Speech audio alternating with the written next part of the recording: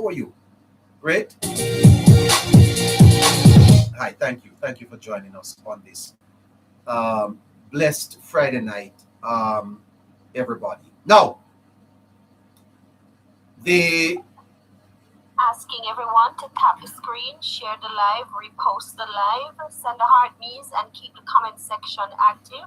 And for those of you on YouTube, as you join, please subscribe and like the live stream. Okay, thanks much. all right. So there's a battle going on in the country over the toll. The Jamaica Labour Party and the People's National Party are trading arguments over who told Jamaica. The fact of the matter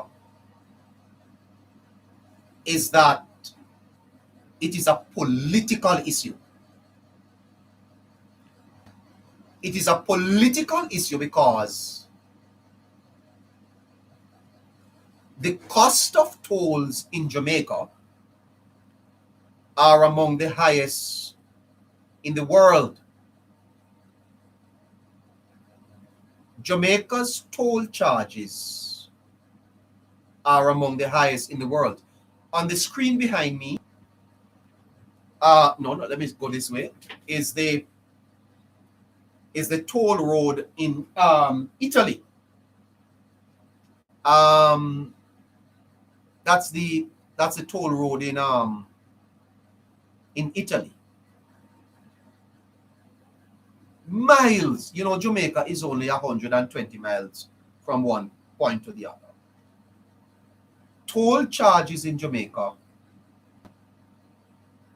are among the highest in the world. And there is a reason for that. The People's National Party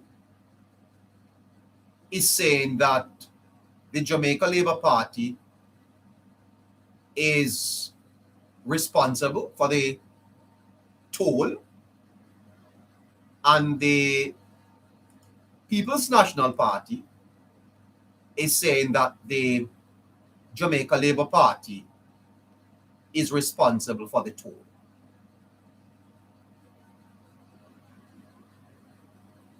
That is a futile debate. Here is the opposition spokesman on transport, Mr. Luton Cousins. Here is he. The Transport Ministry announced the impending toll increases for the north-south leg of Highway 2000 in a notice on Thursday. The announcement sparked a flood of criticism from motorists. Those criticisms prompted Minister Vaz to issue a statement in which he attributed the toll adjustment mechanism to the previous People's National Party PNP administration.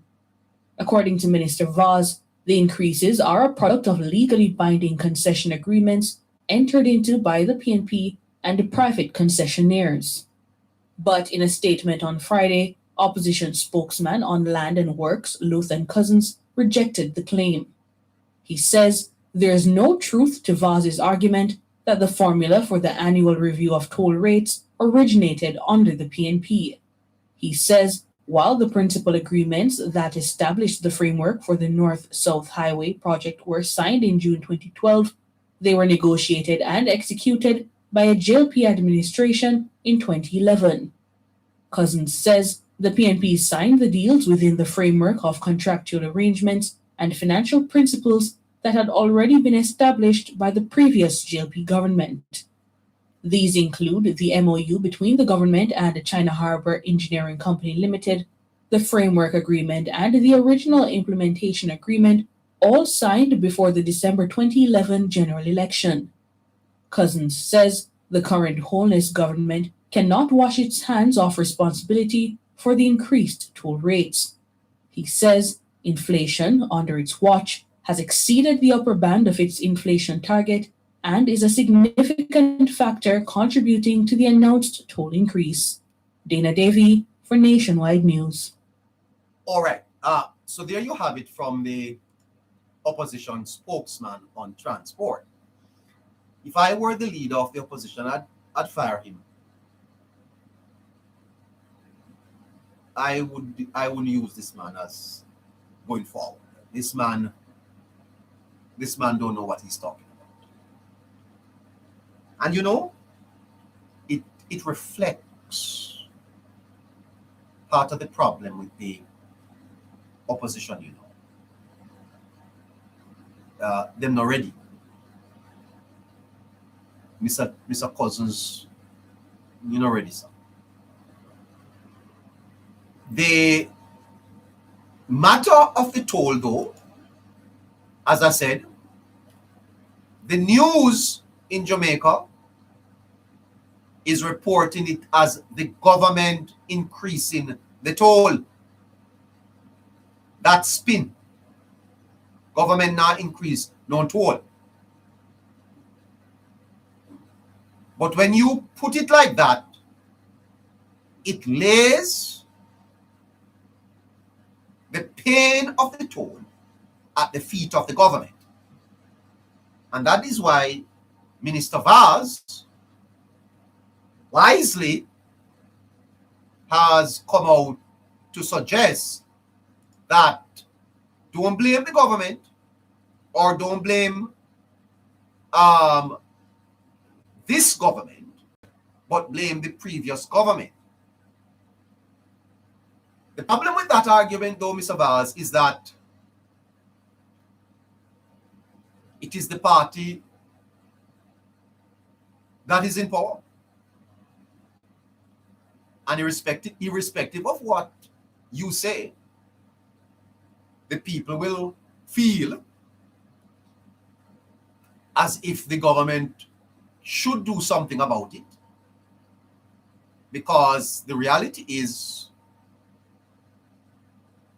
you are the government that is currently in charge. Mr. Vaz released this statement. Once again, the PNP is being completely disingenuous. I understand that Mr. Cousins just got the little work a few days ago as shadow spokesperson.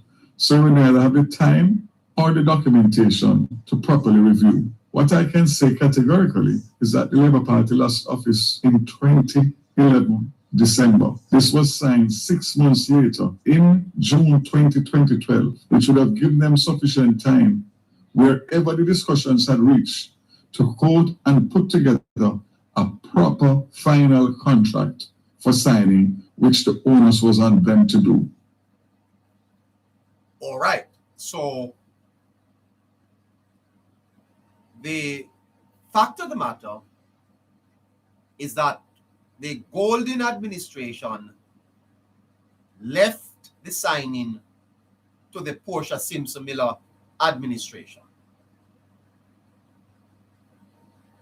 So it was the PNP that signed the agreement. That is not in dispute. But that is not the story, really. Here is the story. Governments are supposed to build roads for the people. And in Jamaica, we signed contracts that make the people pay for the road. And there are children that are coming out at the Victoria Jubilee Hospital tonight that are going to pay for the road. Them no drive on it yet, but they are going to be asked to pay for the toll. And I'm going to tell you that it is an injustice on the people of Jamaica. You see all those people in Portmore? every morning that you have to go in your pocket, remember what I'm going to tell you tonight. I don't know if the PNP has, I don't know what they have done to many people in Jamaica, why they keep supporting the People's National Party. But I will tell you the truth. The PNP was a disaster. The People's National Party in government was a disaster. They told children that were born today, little Anthony sucking his mother's breasts will have to pay the toll. Little Keisha just get pushed out into the world is already told.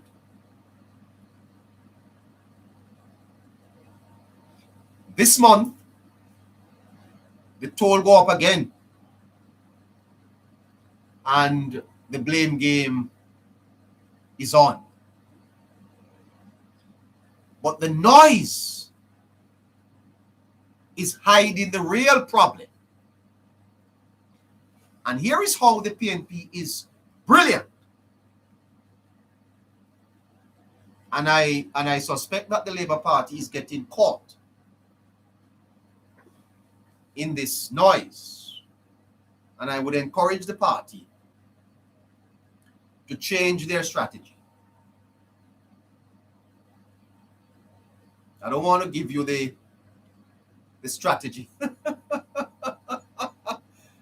But the PNP want this to be noisy.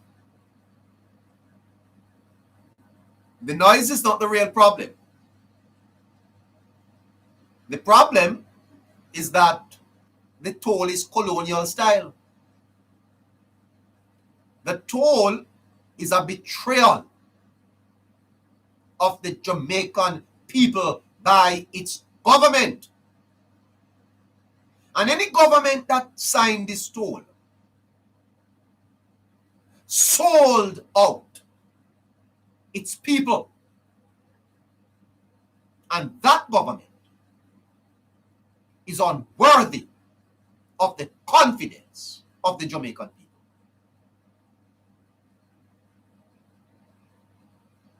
And in that regard, we probably will have to have a new party in Jamaica, because the PNP's days, having looked at this toll contract, should be long over.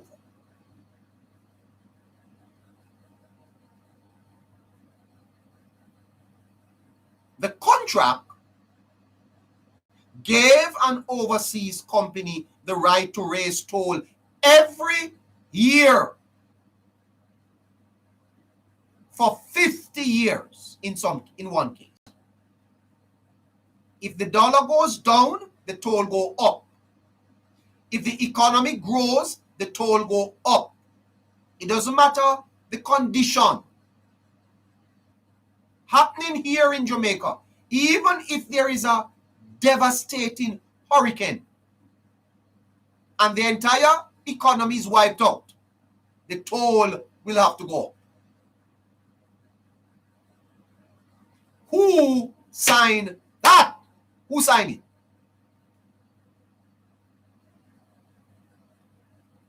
That means that a child born today will still be paying these tolls when they have grandchildren. That's not infrastructure. That's a mortgage. And we are not the ones who own the house. It's like you're paying rent to live in your own house.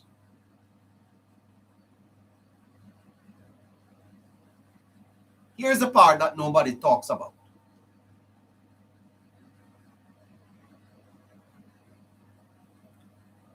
The contract is structured so that the government cannot make alternative roads or primary route.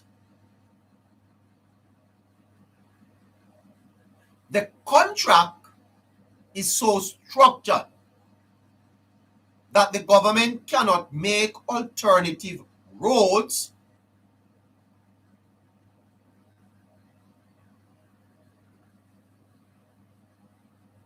and those free roads, in other words, the roads that are free, cannot be of the same standard as the toll road. So then, if you are going to Mandeville and you are driving through Sandy Bay along the Bustamante Highway up through Porous, that Porous Road will never be at a standard of the toll road. Imagine that. I want to say it again. If you are traveling from Old Harbor and you have to drive through Sandy Bay, Sandy Bay. By the way, the Sandy Bay Road is atrocious. And you go through Maypen, you use the Maypen bypass, you drive through Clarendon Park, through Porous. The best piece of road you'll come upon is when you come off Porous and merge onto the toll road, and by the time you get up to Williamsfield, the bad roads start again.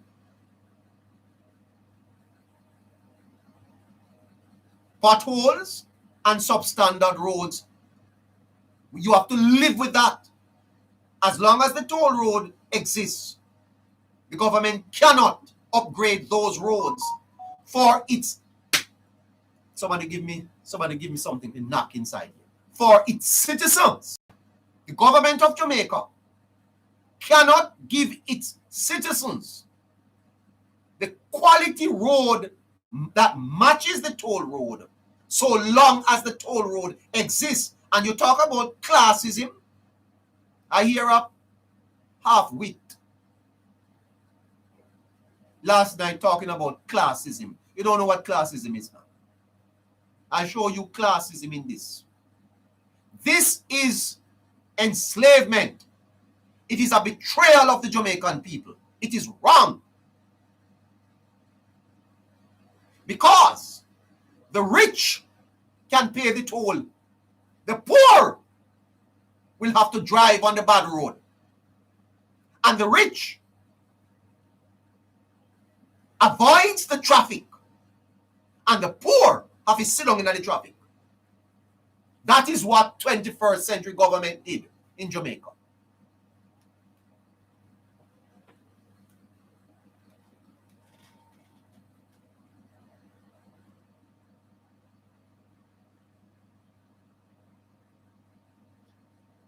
I'll tell you more.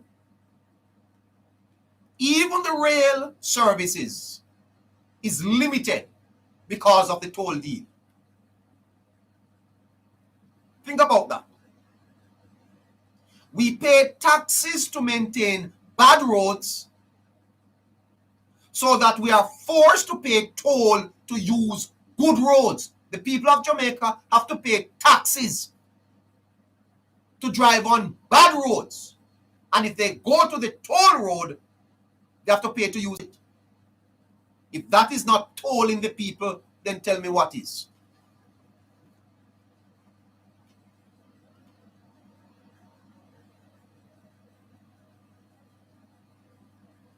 You know, this is modern economic enslavement. It's all colonialism. And you know what colonialism did? It took land and labor. But new colonialism takes movement and time. I think it would be correct to say that the PNP recolonized Jamaica. What a shame. And let me tell you this. When governments fail, this is what you have. The real story here is that the People's National Party so poorly managed Jamaica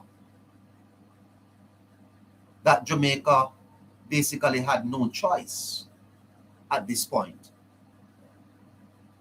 Jamaica was on the menu and so was forced into this because our backs were against the wall. This government today would never sign such an agreement. You know why? Because the government would be in a position to negotiate. When you don't have nothing, you can't negotiate anything. When you are bankrupt and your lenders are coming to take your property, you take any loan you can get. That's the real story. The people of Jamaica are being charged to move through their own country. Poor man can't afford toll, but the rich man pays and flies through. So toll don't just collect money. Toll collect class.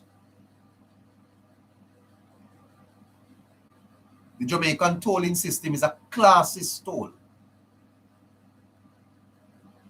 because it puts the poor man down. Where poor people forget money to pay a toll. And I'll say it plainly. That's the work of the People's National Party. That's not a matter of opinion. That's a matter of fact. The toll is classist. But there are many people in Jamaica who will never complain about the toll. But me and you. And therefore the toll separates Jamaica into two classes. Those who can afford to move freely and those who can't. The toll is a classist decision. And any government who signed it divided the country into the rich and the poor. Imagine you're coming from Mandeville and you late. And your rich friend is also coming from Mandeville and he's late. But because you don't have it, you have to drive round Porus, on the bad road, through Clarendon Park, and him jump on the toll and him reach town in 45 minutes. And you take 2 hours. And your government do that. Remember that. Take you 2 hours or more. And the man who can afford it take 45 minutes. Mr. Holness, Mr. Vaz, and know that it is a contract. And know that there are legal ramifications. It is a bad contract. It is a bad contract. And I don't know, I'm not a lawyer. But I beg you, sir, get us out of this. Get us out of it. It is like a noose around the necks of Jamaicans, man. It is an injustice. It is the heights of wickedness and betrayal. And the people of Jamaica should rise up.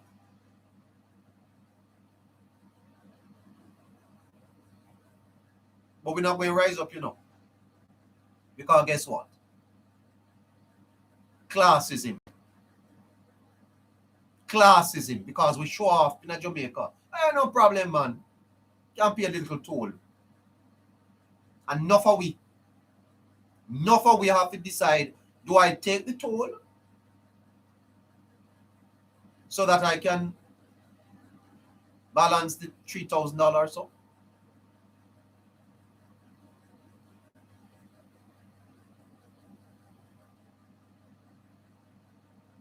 So PNP, did you sell us or did you toll us for 50 years? Comrades, did you sell us out or did you toll us out? Is it a sold out or a toll out? Something happened, man. You sell us out or you toll us out? Because in either way, something wrong. You don't sign a 50-year deal with a foreign company unless you believe your own people can build, manage and maintain their own roads. That's not development. That's surrender. Why did we surrender our you know what, to a foreign company? Why you told us out? Why were we told out? 300 years of colonialism. And here we are, not free to move across our country.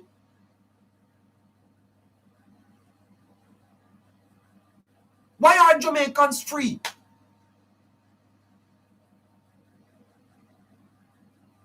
And if you can't drive on the toll and afford it, the road that you drive on is bad. Why you do that to us?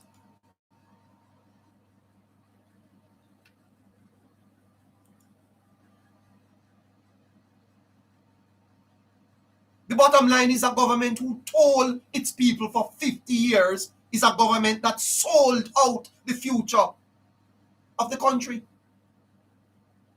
Because I will not live long enough to see this road turned over to the government of Jamaica. As long as I live,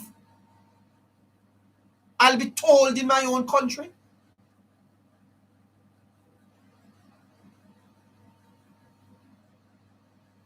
And every time the toll goes up, we are reminded that the contract is still running and we are still paying.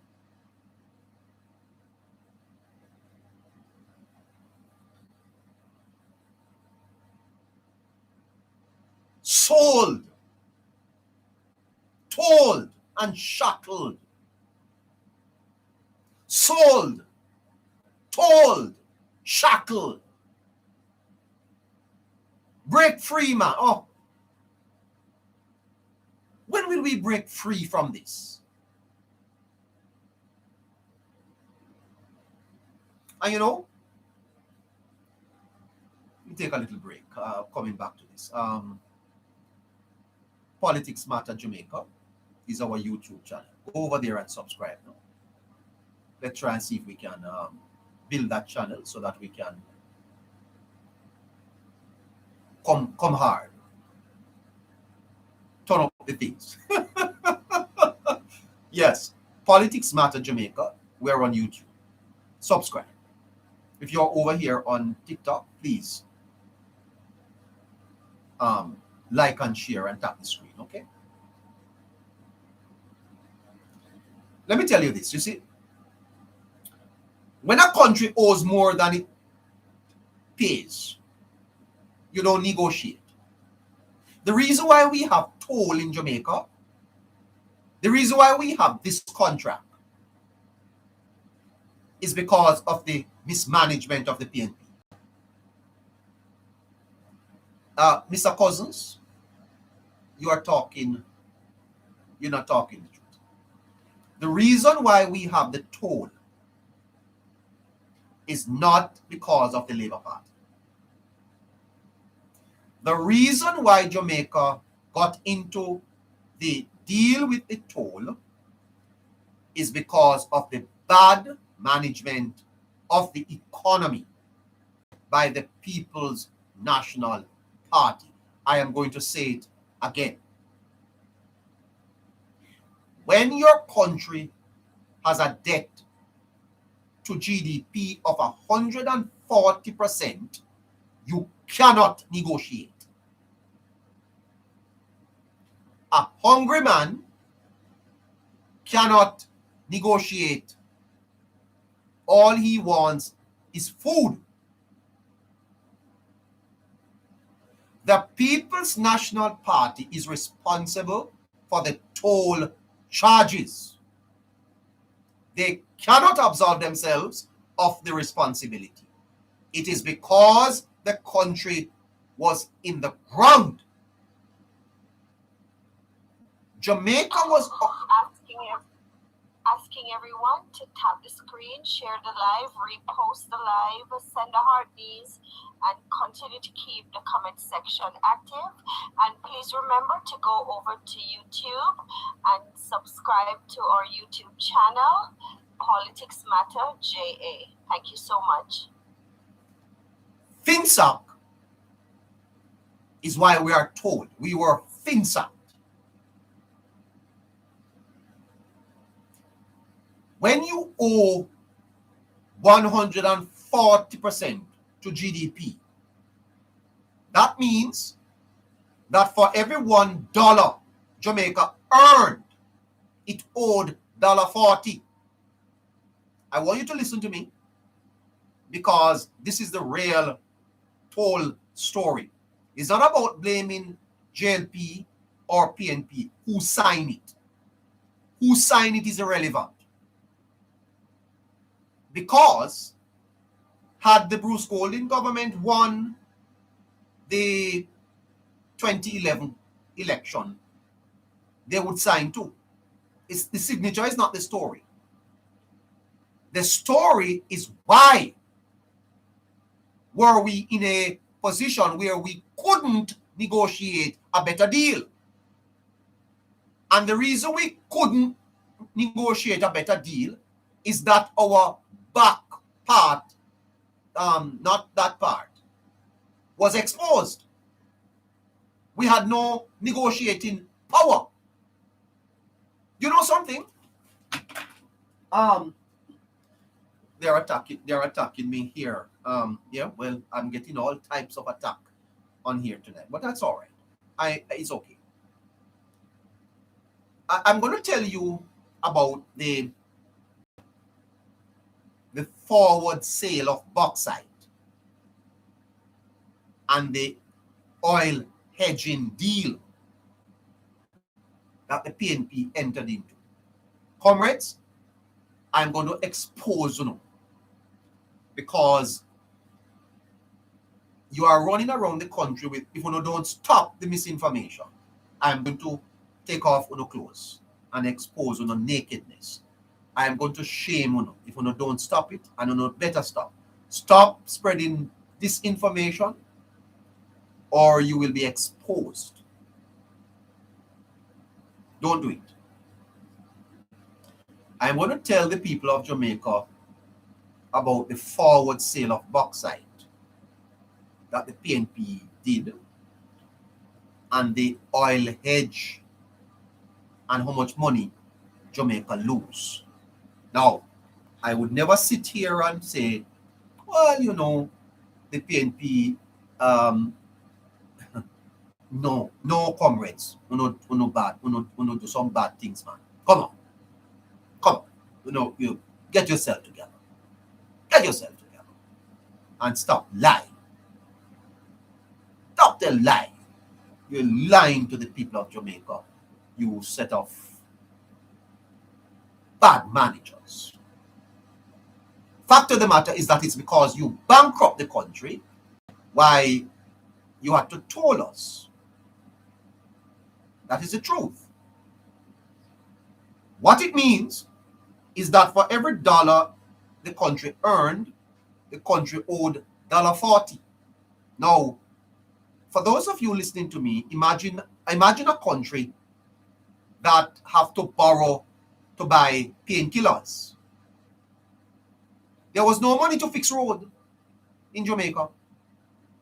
There was no money to buy gas to put in the police car. There was no money to pay the public sector.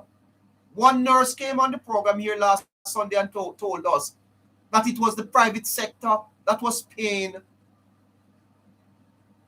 the public sector.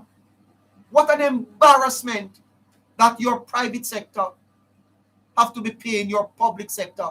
That means that the government they have no credibility. Jamaica, that was experiencing an industrialization coming out of the 1960s, was so bankrupt in the 90s that it couldn't buy one Panadol in the hospital. And you know, when I hear, sometimes I said, I don't even know. When I hear the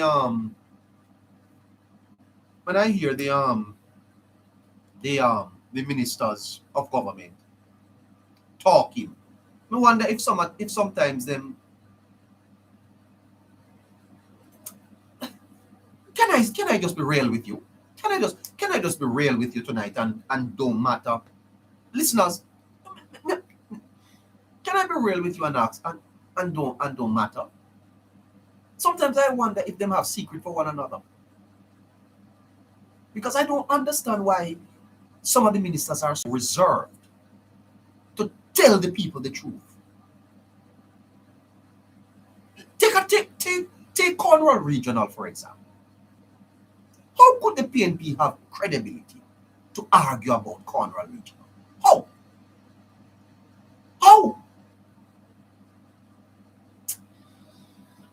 Anyway.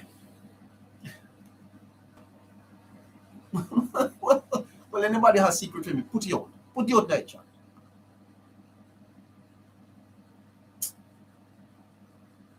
Banks and foreign investors look at us and say, we will build the roads, but on our terms.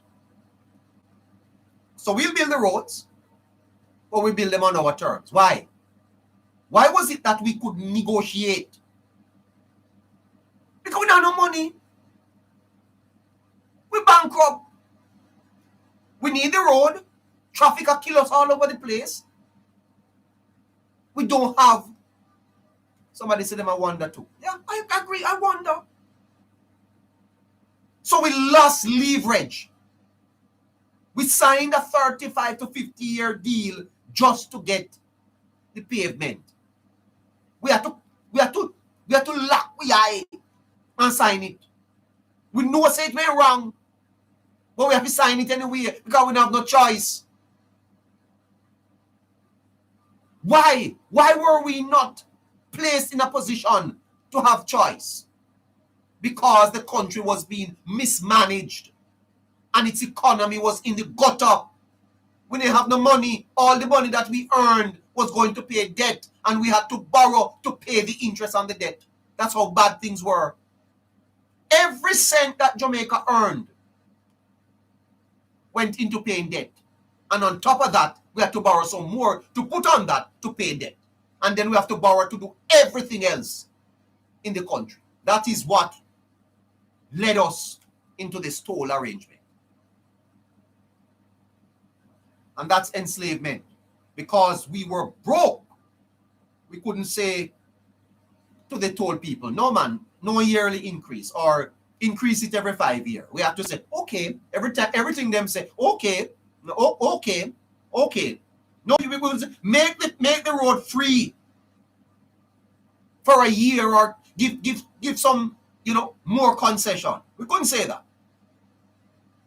We couldn't say, all right, toll it for 10 years and then Jamaicans will take it over after 10 years. No, we couldn't say that because we didn't have no money to put up. So development for Jamaica became a form of enslavement. To develop Jamaica, you have to re-enslave its people. To develop your country, you, the people of Jamaica, had to be re-enslaved. And every time you drive up to that toll, remember that you have to pay to develop your country when you pay taxes. That's not a toll. You're paying rent to live in your own country.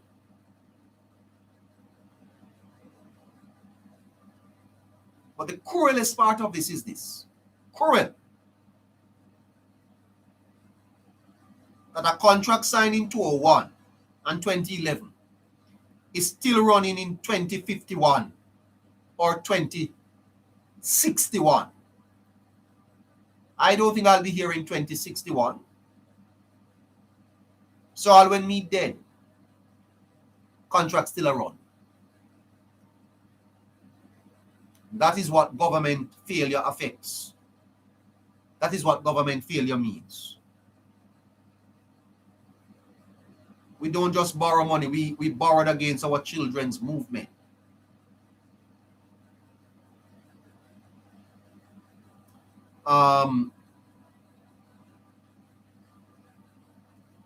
You know, I said earlier that it is that it's classes. Because when debt forces bad deals, the poor pay first. Rich man pays toll, gets to work in 20 minutes. Poor man sits in the traffic on the free road and he loses 2 hours of time, burn out him gas and lose opportunity. So the 140% debt to GDP didn't just create tolls. It created 2 Jamaicas. One that can afford to move and one that can't.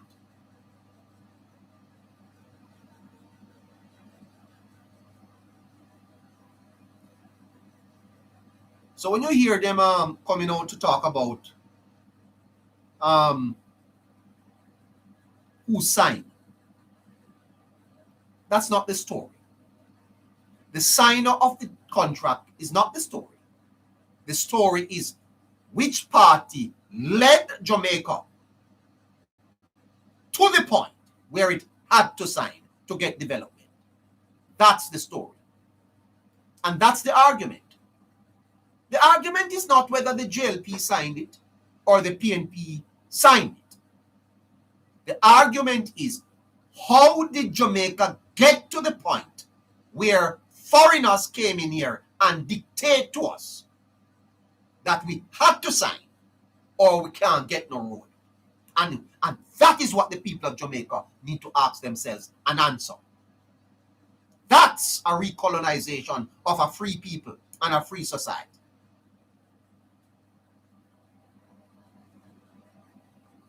We were born here. We cried our first cry on this soil.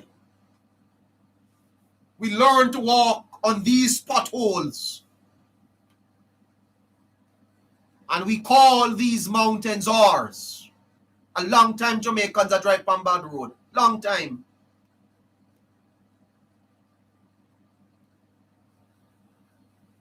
I used to come to school in Kingston from Mandeville. The traffic used to start out at the Best Dressed Chicken plant, feeding factory down at Sandy Bay to go into Old Harbour. And then they made the Old Harbour bypass. And we were so happy when the Old Harbour bypass was made to take off the traffic from Old Harbour. Drop us out Gutters, bypass Old Harbour. There was a bridge that they made down at Gutters there. And by God, the government of Jamaica included the Old Harbour bypass into the toll and start to charge the people of Old Harbour again. Let me tell you something. Politics.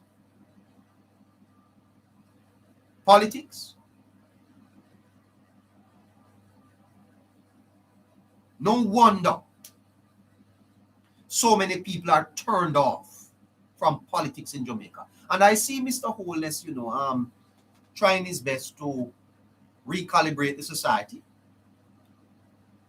and get people once again to trust government.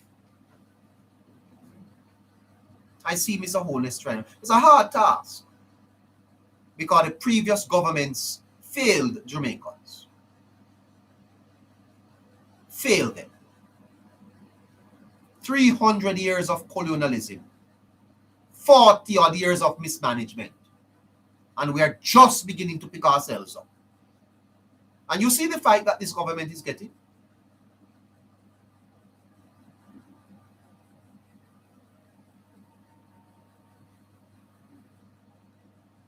We were born in this land, cried our first cry in Jamaica.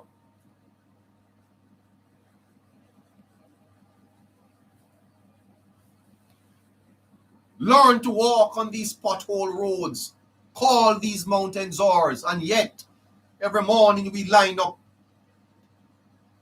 to pay rent. Every morning we line up to pay rent, to move through the rooms of our own house. Look at Portmore. You live in Portmore. You bought a property in Portmore. And every morning, you have to pay to go home and pay to come out. What can go so? They told us the roads were broken, that we were 140% in debt, that our pockets were empty. And because our pockets were empty, our sovereignty had to be collateral. Jamaica sold its sovereignty for toll roads. Why? Because we don't have no money in our pocket.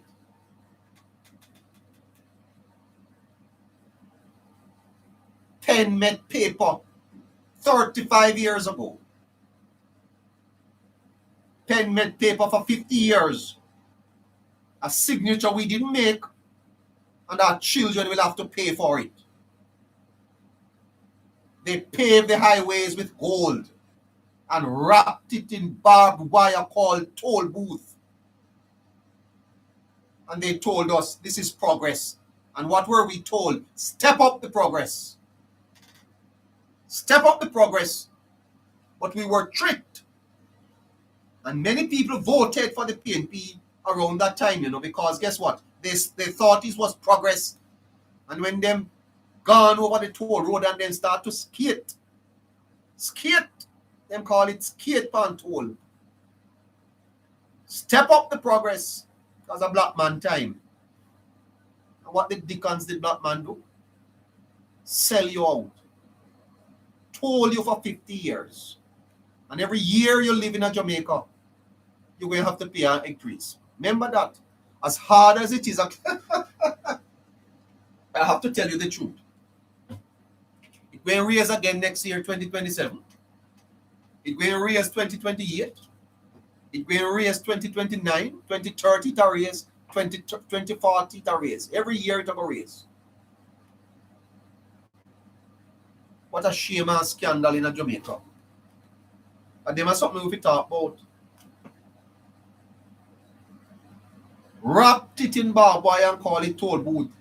And then told us this is progress. Progress to have to swipe your card. Progress that goes up every year. Progress when your salary, whether your salary go up or not, the toll goes up. That's a progress.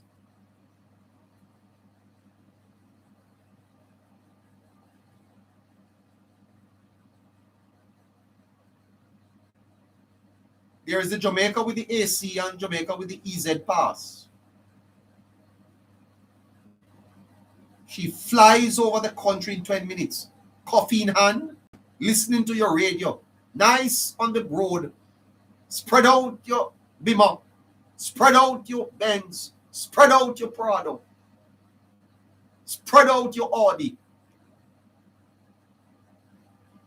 spread out your Porsche, spread out your Land Rover. Listen to your nice radio in the mornings as you go to work.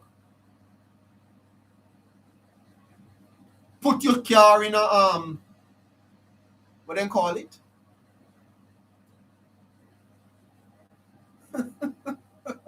What them call the feature on your car where you just press one button and it just drive itself? What do they call it? Yeah. What they call it is cruise. Yeah, man. Put your car in a cruise control. Now your Prado and your Beamer and your Crown and your top end vehicle. And you have your coffee in your hand and you're sipping all your way to work and you're listening to your music, you and your girl. And then there's another set of us. Every we can't have no coffee enough we hand. We can't put food we carry in a no cruise control. Because every press you press, so you jump in a one pothole. Every press you press, you jump in a one pothole. If you have a little coffee in your hand, it shake out. Your rims are bust. Your tire are bust. Your rims are pull out. Your shocks them are pull out. Bushing pan your car are pull out. So we have created two Jamaicans. You know how much money I would have liked to drive, put my car in a cruise? Solid as a rock, eh? And you call that progress? If you sit down in the traffic, sweating, because you can't turn on your AC. Because if you turn on your AC, you can't afford the gas.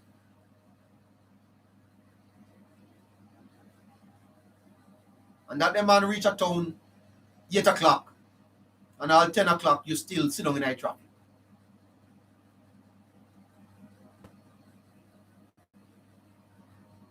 Because of that the contract said. One Jamaica can afford to move. The other Jamaican learn to stay still. Turn on your corner, boy.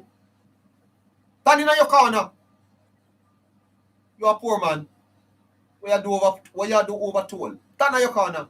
Go drive on bad road. Some in a traffic, boy. Sit down in a traffic. Where you come from? And that we create. I tell you. That's classism with a receipt. That's not development. That's classism.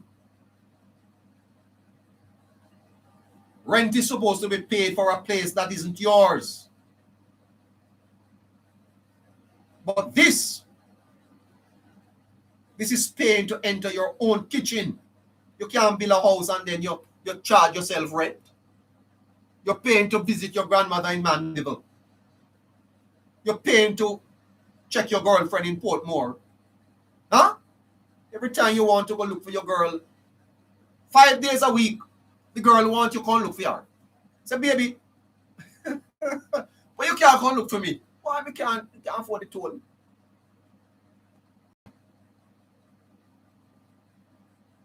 Paying to take your child to the beach in St. Anne. We did not borrow this land from anyone. Our ancestors bled for it. Our parents built on it. And now we pay a foreign company for the privilege of driving across it for the next 2 generations. What can go so? What can go so? The toll doesn't just take money. It takes time. It takes dignity. It takes the simple freedom of going home. This is enslavement. It is injustice. We need to talk about it. We need to understand this matter. It is not fair.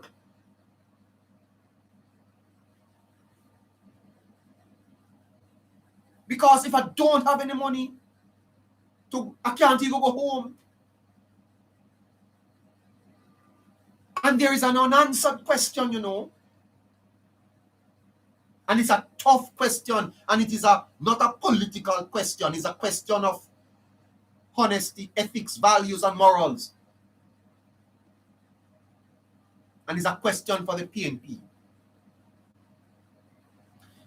Did you sell us out? Did you sell us out? Or did you toll us out? Because when you sign a 50-year contract in the name of no choice, you choose for every child yet unborn. Remember, the story is not about who signed the contract. The story is why the contract exists in the first place. Whether Bruce Golding, Portia Simpson, Andrew Holness, PJ Patterson, the signature don't matter. The signature, what matters is which government led Jamaica to the ground. Why Jamaica had no choice but to sign. That's the real story.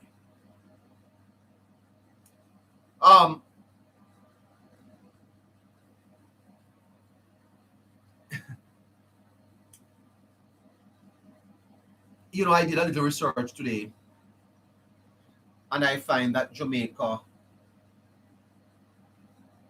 has the highest toll in the world, or among the highest tolls in the world. I don't have time to go through all of the information I have. In most countries, tolls are a choice. You know, you pay to save time. So you don't have to use the toll road. By God, in Jamaica, it is not so. If you are going to Ocho Rios, and you don't use the toll, you have to go through Flatbridge. I drove to Linstead yesterday, and the road from Spanish Town to Little through the gorge, bad. And then you have to go up Mount Rosa, go down into parts of St. Anne, come through Allen Bamboo. That is the alternate route.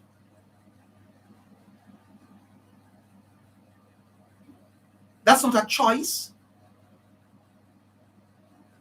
That's not a choice, guys. Fern Gully.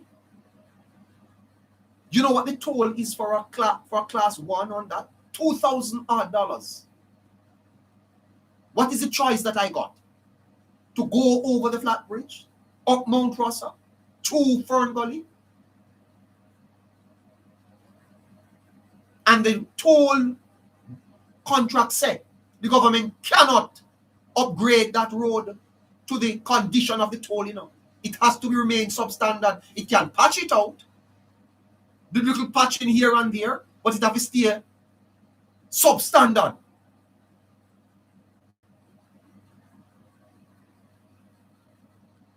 In Jamaica, it often feels like a requirement. Pay or lose half of your day in traffic. So we don't have a choice in Jamaica when it comes onto the toll. We don't have a choice.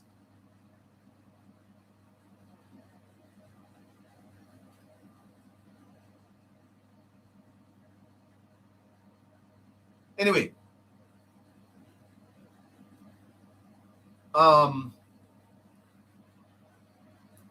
let me just tell you this. You see,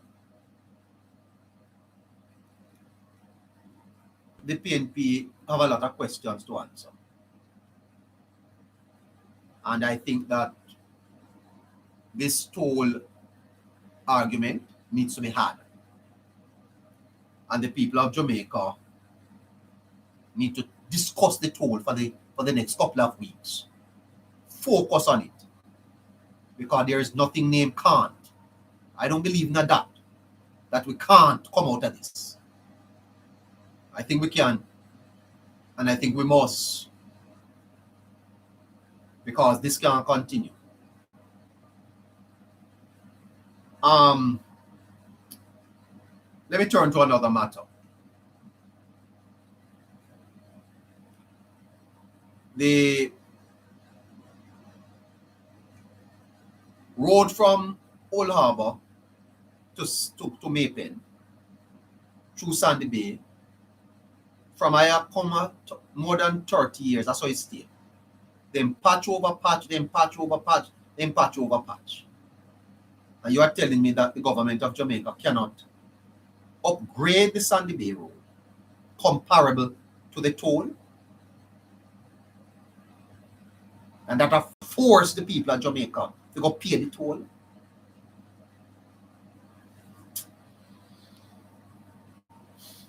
Mr. Man, if your blood not boil for something when you hear it, you see.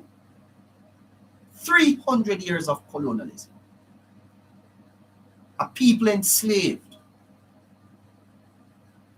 that are to be led out of enslavement into economic freedom is trapped, forced to drive on bad roads because their government signed them to that.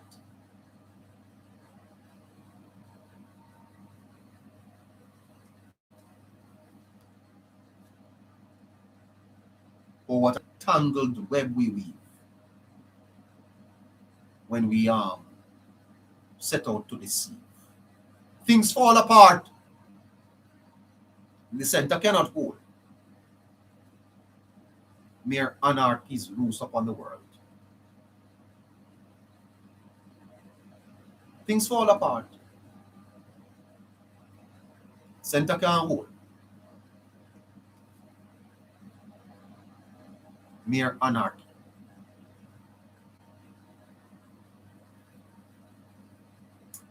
All right. 10 minutes to 9 o'clock. The Jamaica Labour Party had a Truth Matters meeting on Thursday. And I was reserving my comments until I got a chance to thoroughly look at it. And I'm going to say to the party tonight, it's defensive PR. And it's not good. That meeting was not good strategy. And in politics, defense is never a good strategy. Because defense means that you are losing control of the narrative.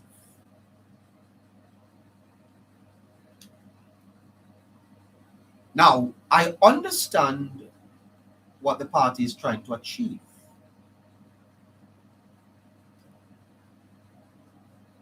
But you don't defend in public relations. As a matter of fact, I was surprised when I heard the party acknowledging that bloggers are a problem. PNP bloggers. Why would you do that? Why would you even mention the name PNP or the name bloggers? Don't do that. Now, I don't know who is advising the party on PR, but you don't do that. The Jamaica Labour Party itself is a marketable organization. As a matter of fact, there are people on social media using the party's brand to make money. The leader of the Jamaica Labour Party is one of the most popular leaders that Jamaica has ever had. Number one. Number two, his government's performance is the best that the country has ever seen. Number three, he is internationally recognized and is a virtual star across the world. And every time he touches ground in Jamaica, the people love him. You have such a leader, and you are up there playing defensive football. You see what happened to England at the World Cup? Huh? You see what happened to England against Argentina? You don't play defense when you are in the lead. Let me tell you this. The People's National Party is no match to the Jamaica Labour Party. The Jamaica Labour Party's problem is that it is not marketing its achievements. Now, my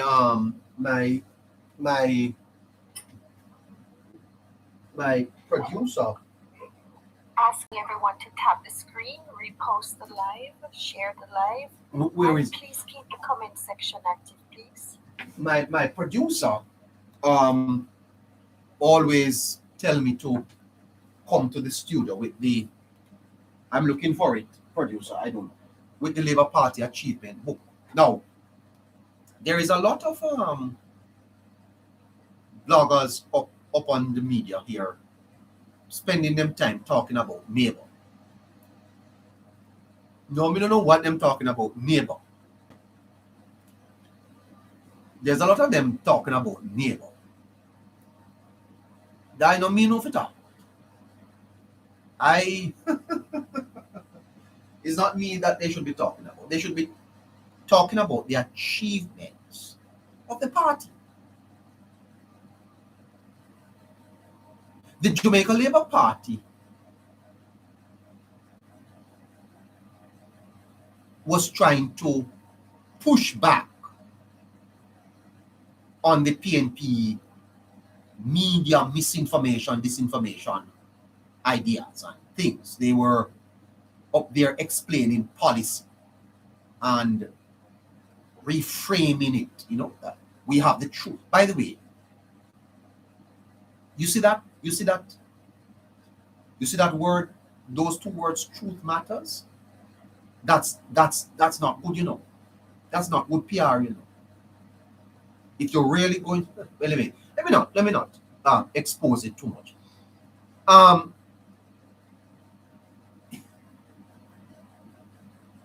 Here is where the party went. Should I get to, I won't do it. When you get on a national platform and you say bloggers are hurting, you've done two things. Number one is that you legitimize them and you went defensive. You admit that they are hurting you enough that cabinet ministers have to address them. You can't use cabinet ministers to address PNP bloggers.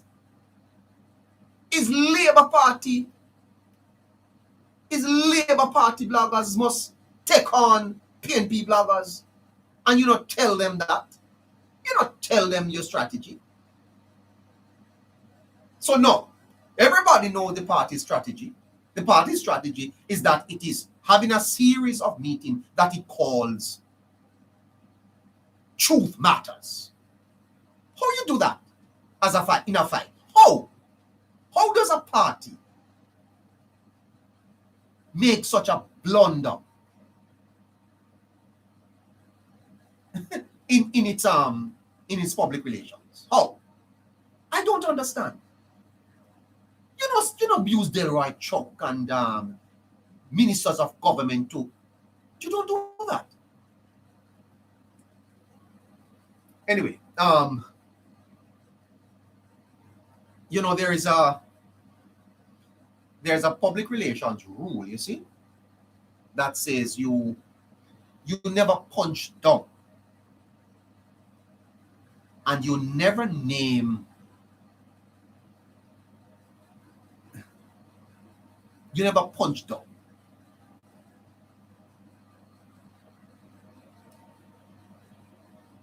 You see, Brandy,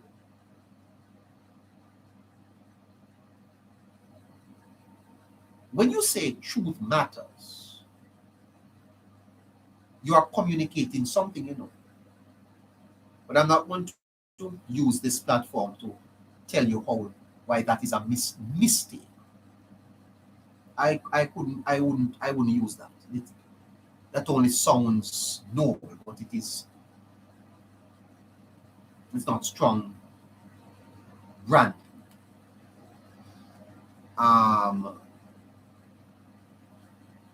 The party should have gone for something like the progress report. Progress report. Politics matters. Politics matter. Right? No. It's you can't beat your opponent. You see how Messi play football. You see how Messi play. You don't beat your opponent by attacking. You beat them with strategy.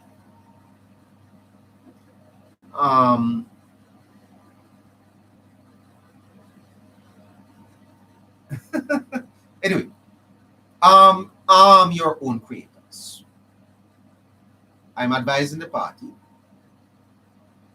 Arm your own creators. Give them the support. They will do the work. I believe that the party has a very good cadre of bloggers, JLP aligned bloggers. Give them the talking points, give them the graphics, give them the data, give them early access. Don't mention it. You don't have to say nothing to no one. Just flood the zone. Take over social media. Flood them. Right?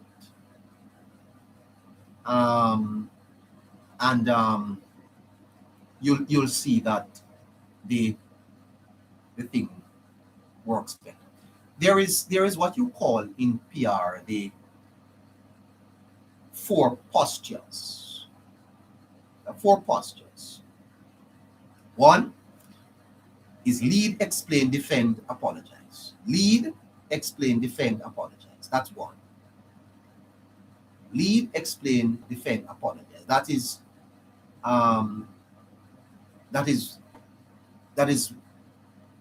how you do PR. To lead is that you set the agenda.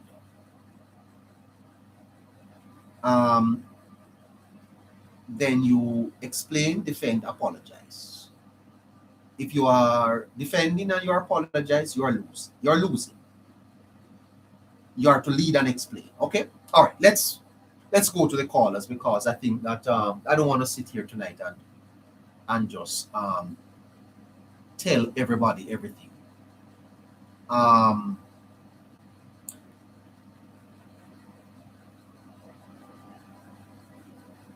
Importantly, I am saying, consider changing that truth matter and work with something. And stop talking about PNP. Stop talking about dollars. Mr. Dabney. Hi neighbor, how you doing? How are you? Yeah, well, I have a wonderful neighbor, and we are still in a very positive and buoyant mood that we are supporting the party, a 21st century party that will no doubt continue to grow from strength to strength. Uh-huh.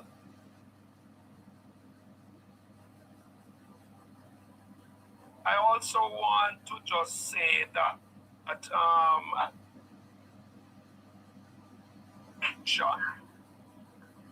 that if it is assessed consistently to see what are the measured outcomes of this truth matters, because in truth and in fact, neighbor, truth matters. And if you're going to counter what the PNP is doing, where lies and innuendos are concerned, it matters who leads this country, yes it does, and it matters who tells the truth to the Jamaican people. That matters. And so I will slightly vary away from the thought that it's not a good start. And I understand the context within which you speak, but I will declare that it is a step in a direction that can gather momentum. Truth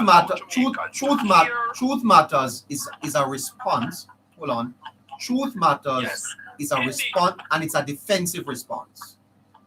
Remember, you are the government of Jamaica. Quite frankly, you should never be placed in a defensive position as government. Never. No, but neighbor, in other words, the truth must always be available.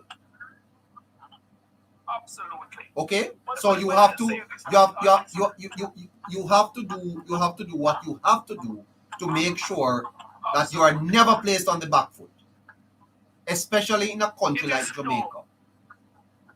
But neighbor, what I want to say to you is that this government, who has to be undoing the ills of an irresponsible JLP government, a PNP administration, will always come under unfair attack, and the party has to respond. That is to be debated, and the context within which you speak and the context within which I speak has value to it.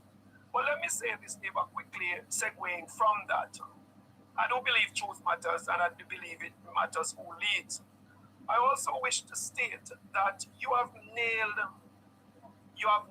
it in your presentation as it relates to the toll being imposed on the backs of Jamaica by a government that had no other option. Yes. Yes, sir. It came at a time, neighbor, when I think the Portmore was the first toll that we imposed. Yes. And that was a direct response to the Portmore people having a loud cry that they have no way of exiting their community. The toll being marketed at that point in time was an excellent response in quotation mark, because we did not know the details of it. But what we resisted in that time, we resisted being told from Portmore into Kingston, because I remember the bottlenecks, the traffic congestion, the poor transportation. In other words, when you look at the Gregor Park Square, you look in Greater Portmore all over, there was just crowds of people. So the people who are commuting on public transportation could not get out of Portmore. And the people who were driving their own vehicles could not get out of Portmore. There was a battle cry, neighbor. Yes. And they came up with the toll. The toll was imposed. We resisted it. And I remember having a conversation, and I will not stop. I have no fear in saying it. I had a conversation at a location in Hamilton Gardens with that then Member of Parliament for Southeast. And in having that conversation, he said to me directly, I dare him to refute, that I live in Portmore and I do not agree, but my party opinion matters, and I have to protect my future as a politician. He said that to me. I remember clearly. At that point in time, that politician was the councillor for the Edgewater division. So the research is there to determine who that person is. He said he has to defend his future as a politician. He went on to become member of parliament, and the whole issue of representation of the Portmore people went through the window. They were defending their political ideology. They were not defending the people of Portmore, and that is why I will say to the people of Portmore, if they continue to support the People's National Party with all the atrocities of national government, constituency representation of these political operatives, then they deserve everything that they get. So every constituency that continues to support the People's National Party, that has no history of performance at the constituency level and at the national level, then they must continue to embrace what they get and would based on having PNP representation. In contrast, neighbor, we have a Jamaica Labour Party who in 2020 negotiated for the concession of Mandela Highway to be upgraded. That was not part of the equation in the contract. And the Jamaica Labour Party, making a step in the right direction, sought to allow that to be a concession on the arrangement that was restricted. It was a restricted development area, and they ended up getting that. Now, I also will say, neighbor, that I do believe that any contract that is inked can have addendums to those contracts. And I believe that we have a government that has the capacity, one, to lay blame where it's supposed to be laid, and that is at the feet of an ineffective People's National Party administration of the 70s and through, into the 1889 onwards, PJ Party support, etc. They are to be blamed for much of what JLP is fixing now. And that must be clearly stated. But the government has to understand, neighbor, that while it was inked under the lead, well, I can't put leadership with PNP, under the PNP when they held the reins of power, the negotiation was concretized. But I do believe that the Jamaica Labour Party, who have been consistently considered as the fixer of the Jamaican economy, the fixer of our credibility, the fixer of our debt to GDP ratio, Jamaica Labour Party have been sterling stewards of that reality. I therefore believe that in the now, we have managed to negotiate the St. Thomas Road, which we can move to St. Thomas in 15 minutes. We can go to Portland all the way to Ochoria, St. Anne, St. James, within the context of the development that the Jamaica Labour Party is embarking on, without being told. And as such, I believe this government has the capacity to look at the tenets of the toll contract arrangements, to look to see where the loopholes are, because no contract is so sound, so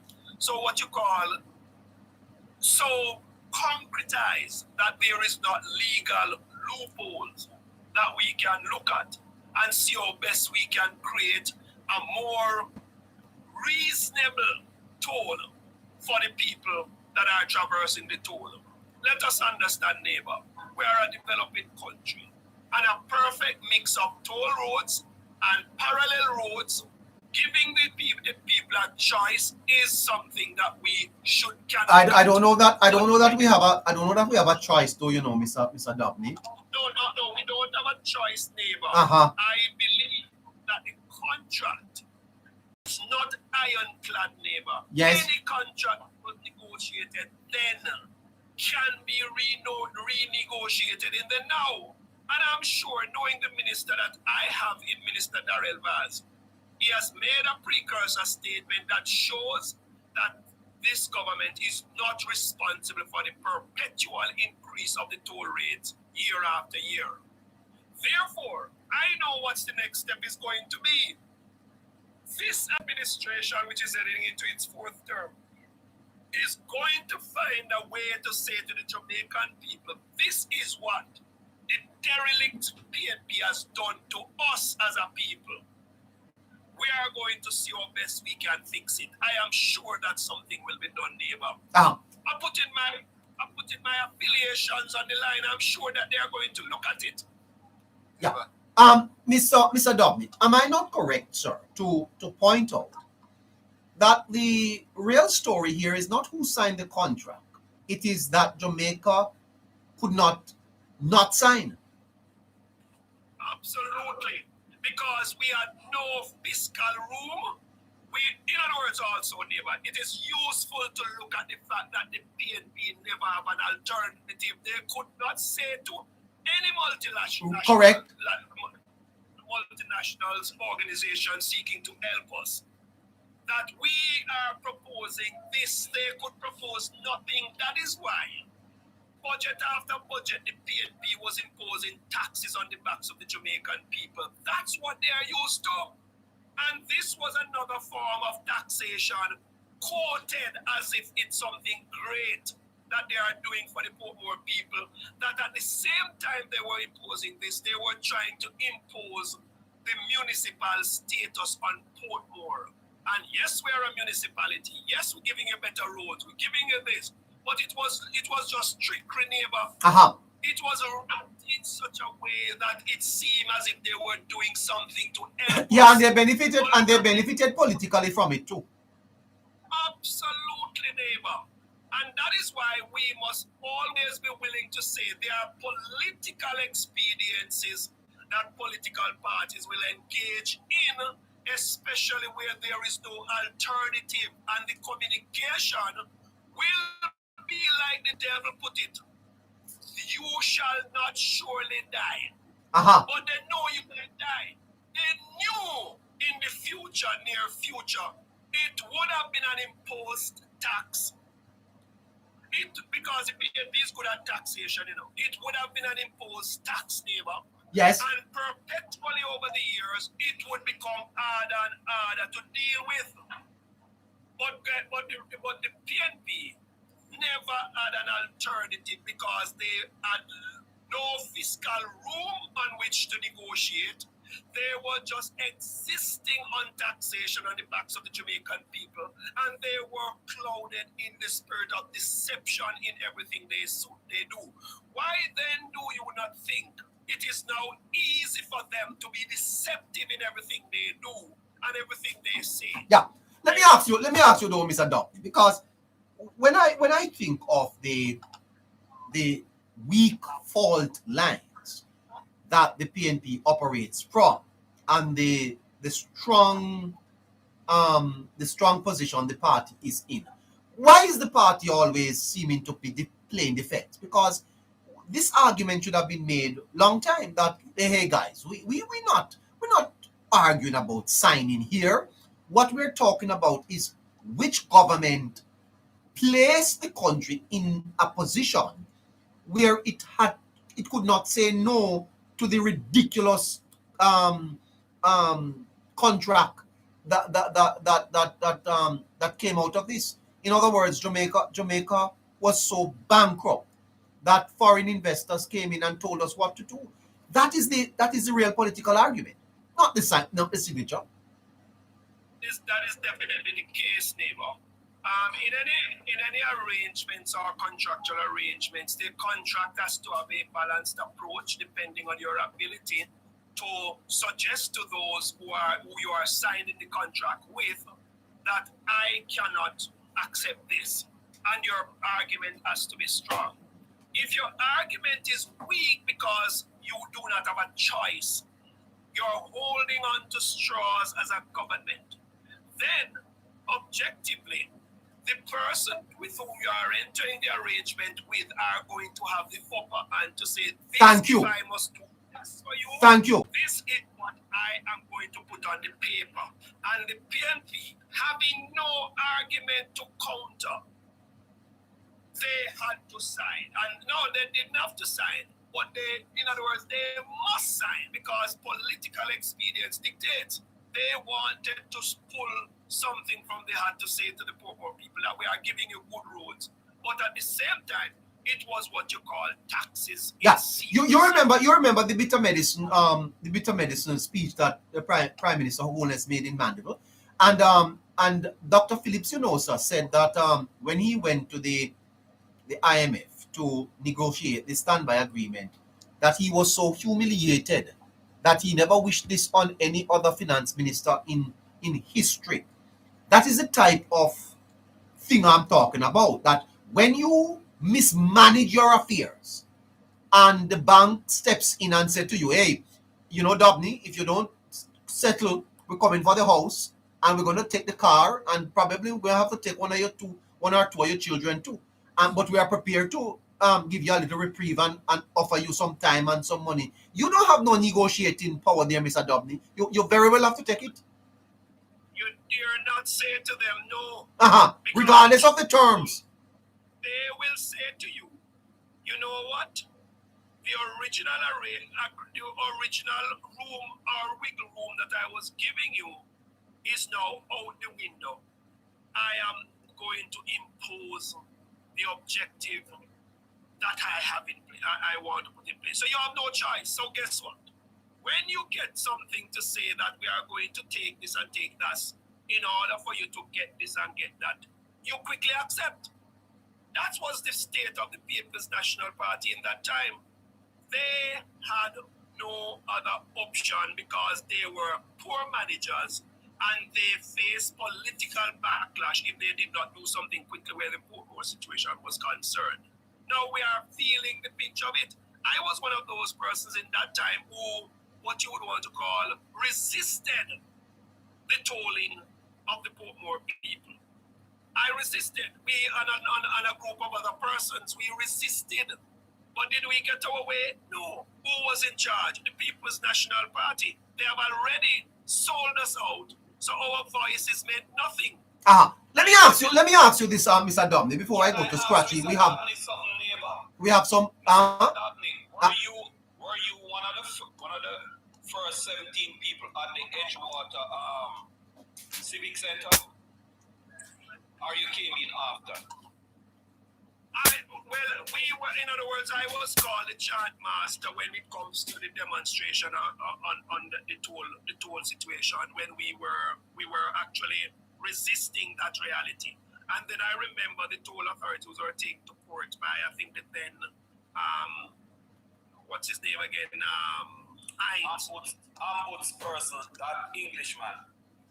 Yes, the persons who took the persons to court. Okay. The logics of it is that we knew where this toll was going. We knew that it was not in the best interest of the poor people. We knew that there would have been continuous increase over time, and we knew that at points it would come to a point where we could not afford it. Yes, I just want to add my little piece to it, neighbor. As one of the first 17 members that met when the meeting was called in Portmore. So Portmore people have to pay the price in a neighbor. One of the first 17, it was 17 of us that night. When we looked on it and what we were advised on is that, remember, the toll was supposed to be $120 off the bat. Do you remember that, neighbor? Oh, yes. Do you remember that? So what had happened over the period, and if you remember, as you guys have stated, the toll road was not supposed to be where it is based on the original design, right? Now, they see the cash cow to pay back the loan for the development of the rest of the toll, east-west toll road. So we are sold the idea that we need to be to help with the toll road to the development of the rest of the east-west highway. Now, neighbor, we were also told that the causeway could not hold up any longer, and it was going. These are the trickery that we were sold in the neighbor. And today the causeway is still standing there by itself. Now, and remember again, neighbor, we were told that our alternative was never to be upgraded, right? And our alternative is Mandela. I listened to you tonight, neighbor. And you have highlighted the most important things and the sufferation of Portmore people. But even though we, the people who saw this coming from 2001, was saying to the people of Portmore, come out and support us, the only time they came out was when Mr. Bobby Pickersgill came to Portmore Heart Academy to address the issue because of the demonstration of us who were standing up, who had the mathematical formula. Remember, neighbor, that in this process, what the PNP did was a disguise. They started Portmore toll at $60, and they were paying the other $60 for us. Yes. Who remember that? Yes. How much it was costing the government of Jamaica? But just can I add a little bit? That arrangement is still not. Sorry, before you come in, Gigi, I want to ask something of you, Mr. Dobney, because you are the politician here. Is this not deception? The people of Jamaica were deceived to accept this toll. Neighbor, the expressions as it relates to the toll, as it relates to eye deception, is only one aspect of the PNP end block this as a party of the. No, man, but hold on, it's a serious question, because right now, every single year, the toll will have to go up every year, and also that the alternate routes cannot be improved to a particular standard. Isn't that deception? Why weren't we told those things? Neighbor, come on, neighbor. I think naivety knows no boundary when we try to hide the fact that the PNP wrapped this as if it was something that was. Mr. Dobney, we knew. Mr. Dobney, we were told that. That's why Mandela wasn't being upgraded, even when the big pothole they were in it. Is the JLP government came in and made that change? That the Mandela, what people is looking at now and talking these things. That is why it was upgraded, because under the PNP government, it cannot be upgraded because it will affect the toll. Yes. And we who had property in Greater Portmore and all these places, we had to get up from 4 o'clock in the morning, hit Westchester, yes? Hit Westchester, come through Bridgeport, lines of traffic, day after day, night after night, morning and evening, to get in and out of our communities. That's reality. Neighbor. Yes, all right, Gigi, come in now. Go ahead. Yeah, neighbor. So let me add a few more things that you may have forgot. Yeah, go ahead. Speak up a little for me.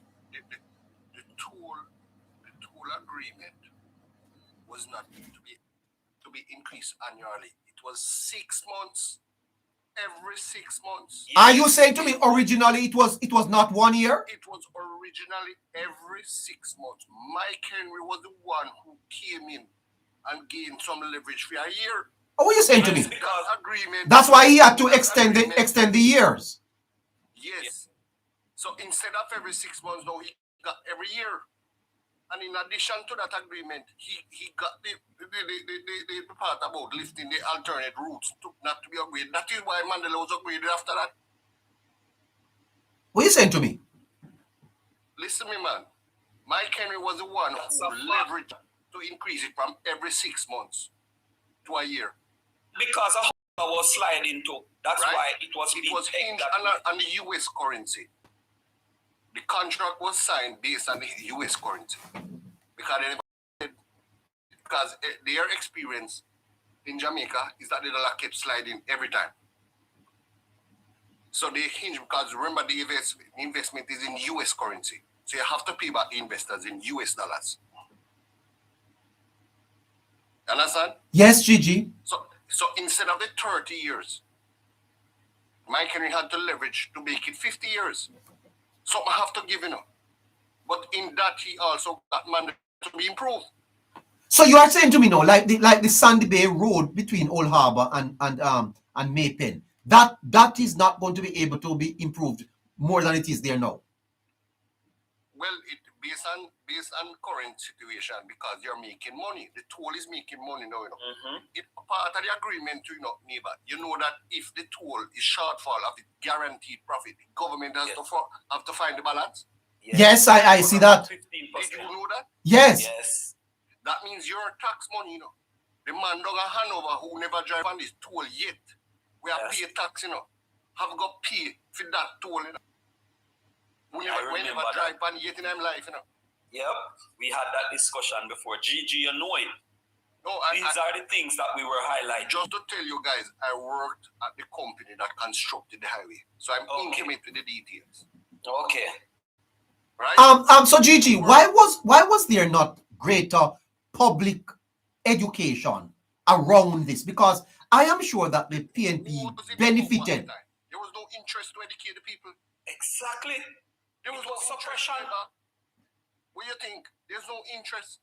Here the worst one about it. The worst part about the North South. Let me explain the North South to no. Yes. The North South conceptualizer started with the same company that I'm working with to construct it, but that money was being funded by the government of Jamaica through Hugo Chavez. I don't know if you remember the Petro-Carib Fund. Petro-Carib. Petro-Carib Fund came from... You make me mad that cause bad word over here. God. Go ahead, sir. The Petro-Carib, the Mount Russell, let me start with Mount Russell. So we all know about the Portmore toll and we know all about that. But there was precedence from that toll, meaning all the arrangements continued to the other toll, even though it is now owned by a different set of people, that are the Chinese. So the French actually owned the section from Portmore all the way to Maypen. Right? Yes. Then the Chinese came, let me tell you now, Mount Russell started under Pickersgill. That was Portia Simpson Miller. I think you're jumping part of it. Talk why the change is made. What happened, why? All right. Yeah, you have to get into that. The geotechnical aspect of it. There was a section of the highway that geotechnically it would have costed more money. So guess what? The Petro-Carib money did run out. So basically that's essentially what is happening. If you remember, that project actually came to a halt and stopped. And then Bowie went on to Maypen to extend to Maypen. Is when JLP lost the election and Omar Davis, the great Omar Davis, was given the transport portfolio. Yes. And the highway, because remember, that Portmore section belonged to the people of Jamaica. It was owned by the people of Jamaica through the NIS money. Right? With the NIS money. No, man, it's the Petro-Carib money started that highway. But essentially it was the people of Jamaica owning that man. But when Omar Davis came in power, became the transport minister, he sold every single thing to the Chinese. That is when the beginning of the North-South highway came about. And the Chinese came and took over the whole highway and built the rest. So that contract was sealed under Omar Davis period. The project had stopped, Sir. The project had stopped because of the geotechnical issues, and they had no more money to continue that project. What I want you to also speak on, sir, and I don't want to interrupt you. Remember that neighbor in Old Harbour where we make that turn off originally. Oh, yes. As you come to the toll booth. Where was that money come from to do that part of that project? You mean the Old Harbour section? Yes, the Old Harbour bypass.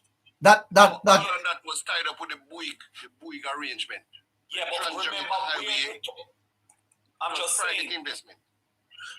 No, but remember where when you come through the toll booth, where they have this community now? Vineyard? Vineyards, Yeah, that's where On the the toll is. other Vineyard. side of Vineyard, there's a ramp there. There's Remember a bridge. Yeah? That was a bridge. No, man, we used to come off there, so too, you know. Yeah, man, there's a bridge. There's a bridge that was a part that cost about $1 million at the time. Okay. Yep. $1 million to build that. Yes, but Gigi, wasn't that a part of election was coming. The old harbor bypass? Yes, we used to drive on it and come off. The original Old Harbor bypass. That road was built because of election. Oh. That bridge. So it wasn't to take us across to Barry and link back with the original road. No. There was a design from Heartlands. There's a design from Heartlands. I don't know if you know where Heartland is. Yes, sir. Yes. And it was supposed to cut across Shedwin Park and go across GC Foster. Right. And go in that general direction. Yes, me remember that. That is the route. That was the original route to go north-south. So could you elaborate? You say it's election and it costs us $1 million US. Where the money did it come from? Because I know there was a thing you have to tie it up with whatever loan you did get. I'm saying to you, for them to win the election, they had to put that ramp in to make it operational. And to say yay to the people.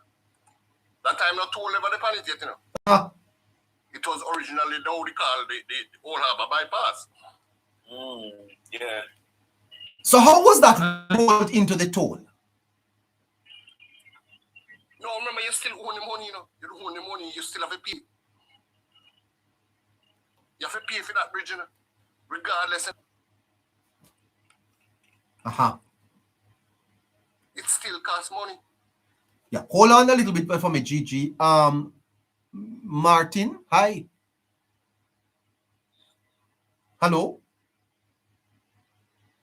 Martin? Not hearing that person. No.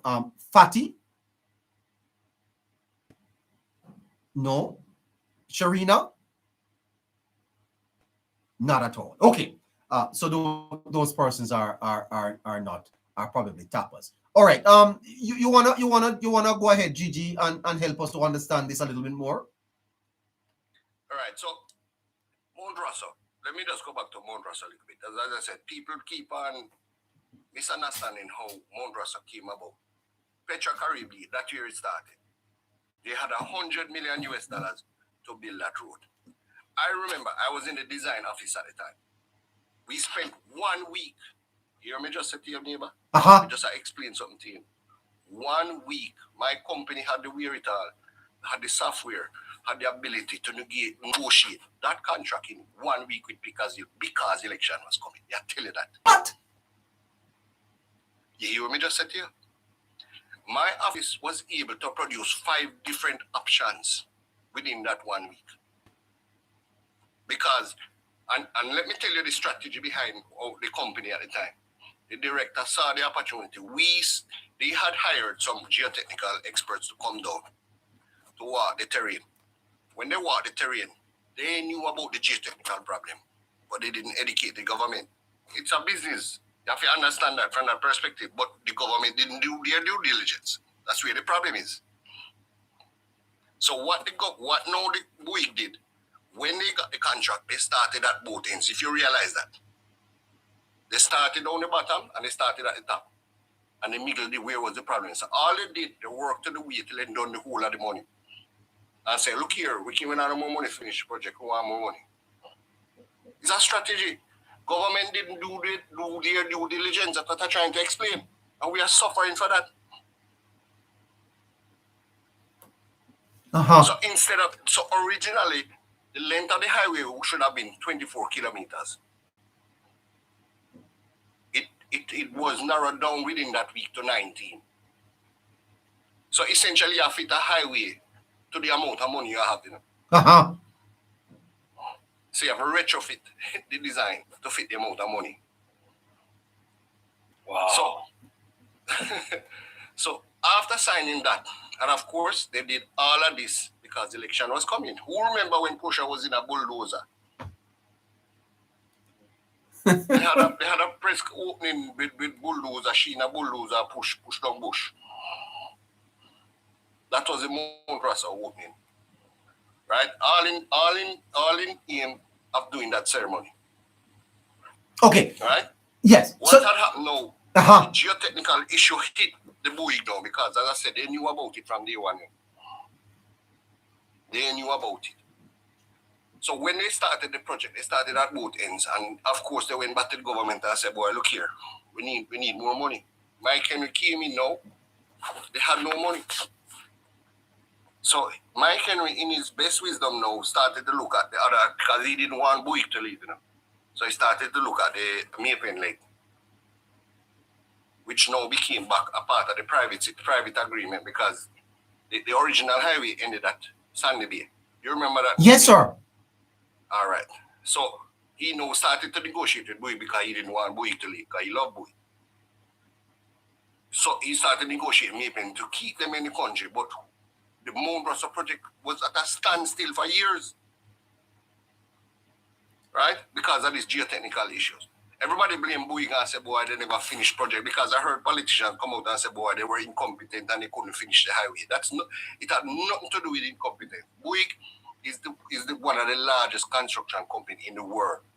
These are companies that do what we call underground boring tunnels. They are the biggest in that aspect of construction. So incompetence was far from it. The incompetence was on the government side. Them not doing their due diligence to find out what kind of terrain they're going to deal with. Let me put this to you, Gigi. We are locked into this contract for the next 50 years. It doesn't matter what we try and say and do here. What is. The people of Jamaica will be told for the next as long as the contract lasts. Can't do nothing about it. Neighbor, there's always something you can do, As Mr. Dabney said, there's always loopholes in contract. I mean, Jamaicans are a whole looking for investments. I mean, we can see how best we can use the same people, Jamaican funds, pull up and buy back the highway. Buy it back. That was a suggestion made to me by someone this morning. So you are saying that that Jamaican investors could come together and buy back the highway. Buy it back. So guess what? Now you have a longer investment, so you can extend the life of the contract, but it's still Jamaicans owning it. What would that do to the toll rates? It means also there's less pressure on people paying toll every year. Less people. You understand what I'm saying?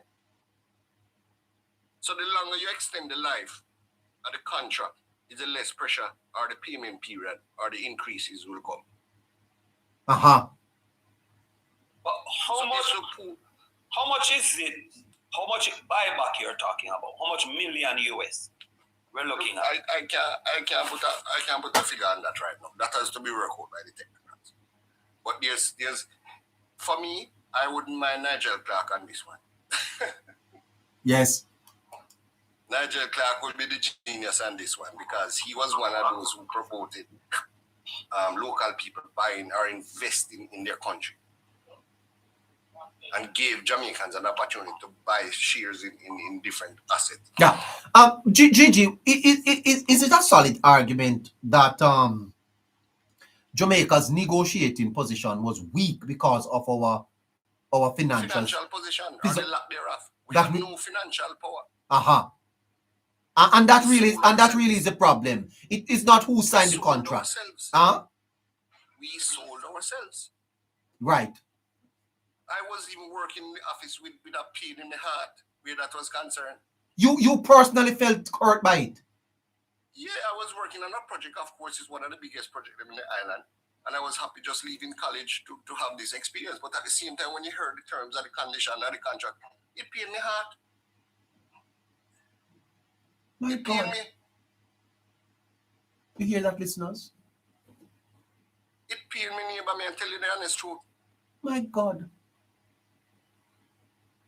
So, I mean, it is, Portmore Toll Plaza was the only toll plaza or only section that didn't have an opening ceremony. Uh-huh. It's the only section that didn't have an opening ceremony. Vineyards had an opening ceremony. Every other one had an opening ceremony. Okay. Portmore because the people were resisting. at the time Business. because Bill had to Could you please quickly tap the screen? just do a press conference and let go the toll. Post the No live. opening ceremony, not all. Every other place had an opening ceremony because they knew that we're coming under serious pressure because they tricked the people.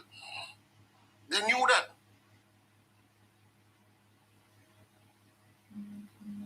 They tricked the people in Portmore. Uh-huh. Member Harry, good evening to you, sir. Good evening, neighbor. Good evening, everybody. Member Harry, the toll is being discussed here, the politics of it, and the PNP is saying that it's the JLP to be blamed. The JLP is saying that it is the PNP to be blamed. Member Harry, who is to be blamed for the increase in toll rates? Neighbor, I recently came into a document, right? Dated May 1st, 2012, from the Office of the Contractor General, Yes. right? Which is located at the PIOJ building, 16 Oxford Road, Kingston 5.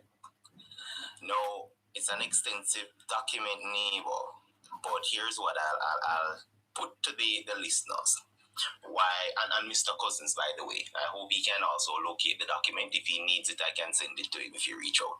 Very well. But in this document, specifically to the North-South Link Highway 2000 project, the OCG, which is the Office of the Contractor General, had some recommendations and also wanted to halt the agreements that began in 2009. What you saying to me? No. Yes, neighbor, they made recommendations, and in this document, I'll read really quickly just a small part of it, to show the people that the then Portia Simpson-led administration ignored the recommendations from the Office of the Contractor General and went ahead, barring the fact that these recommendations had some contractual issues, which the Bruce Golding administration at the time seized on November the 30th, 2011. Now, in this document, neighbor, it says the OCG's intervention in this matter commenced in March 2011, although discussions between the GOJ, which is the government of Jamaica, and NROC, that's the National Road Operating Construction Company, and CHEC started as early as February 9th, 2009. Yes. Let me find it back here real quickly. Just jump off never. Yeah. So, they said, consequently, the allegations which have been spuriously placed in the public domain that the OCG has caused extensive delays to the referenced projects are baseless, patently false, malicious, misleading, and cannot be supported by the documentary evidence which is on record.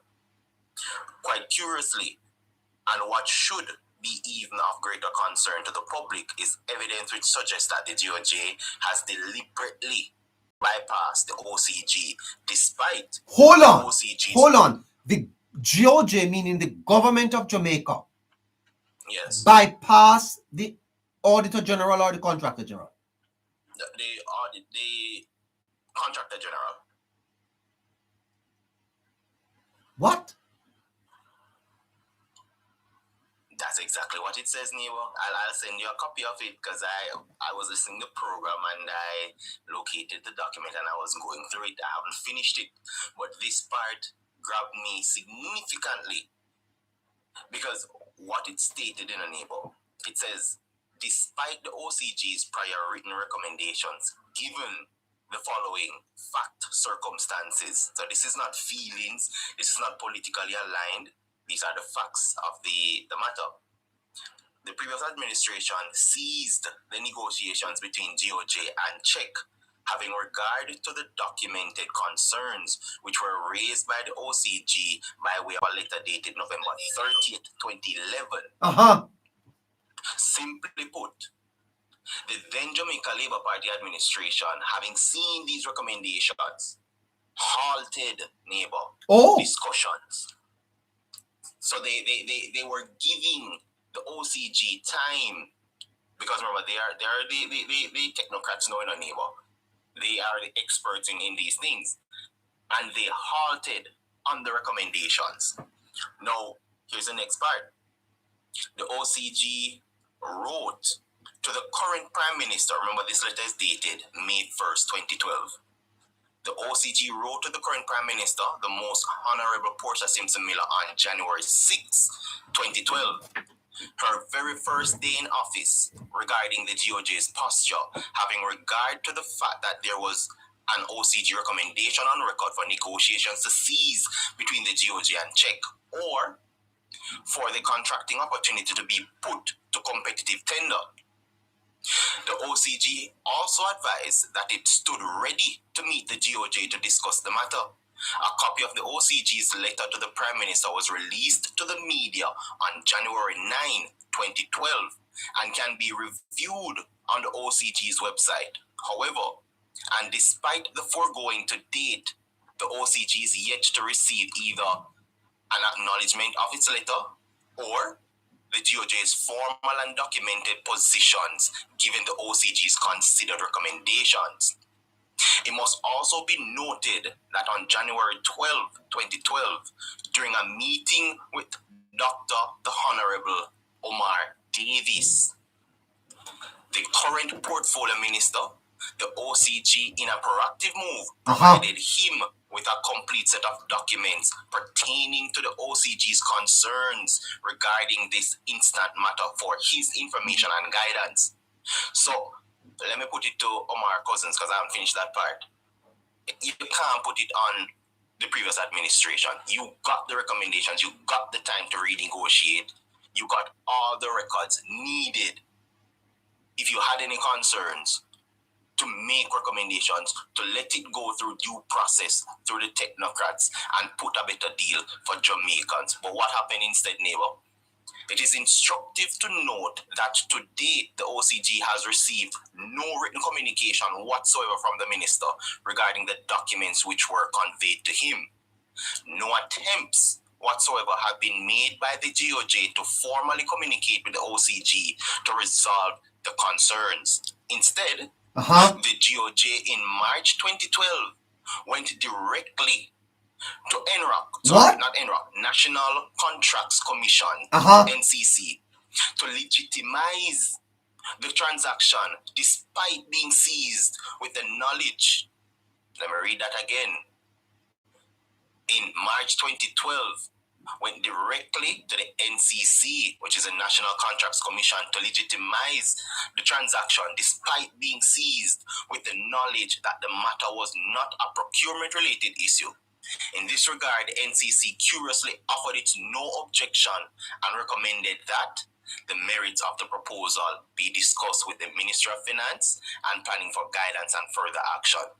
Neighbor, thereafter, the cabinet took the decision to proceed with the negotiations in the absence of any resolution to the issues which were highlighted by the OCG, whilst at the same time has from all appearances sought to disingenuously cast public blame on the OCG for delaying the process and for being a quote-unquote stumbling block in the path of the government of Jamaica and Jamaica's economic development progress. Neighbor? That is where I yield for this document. But, like I said, this is not my words, it's not my feelings, it's not politically affiliated. It is the fact of the matter that an arm that should help make proper decisions on behalf of Jamaica made recommendations, saw there were issues, put it to the government, and because they wanted to paint the OCG as the bad guy, they ran with it, neighbor, all pun intended. So, Mr. Cousins, I hope he's listening. I hope somebody sent him this. Go back and get documents and come again, because what you're saying is farcical. Them not ready. You need to, neighbor, far from it. Them not ready. Far from it. So the fact of the matter, Harry, is that no matter how you spin this, whether you spin it in terms of the research that the PNP should have done, or the fact that they led Jamaica over a period of time in which the economy did not grow, and Jamaica's back being against the wall, we being on the menu, that the PNP will have to accept the responsibility that they told Jamaica. We have to. There's no alternative thought process that should come from anybody sitting on the other side for the People's National Party. PNP told Jamaica.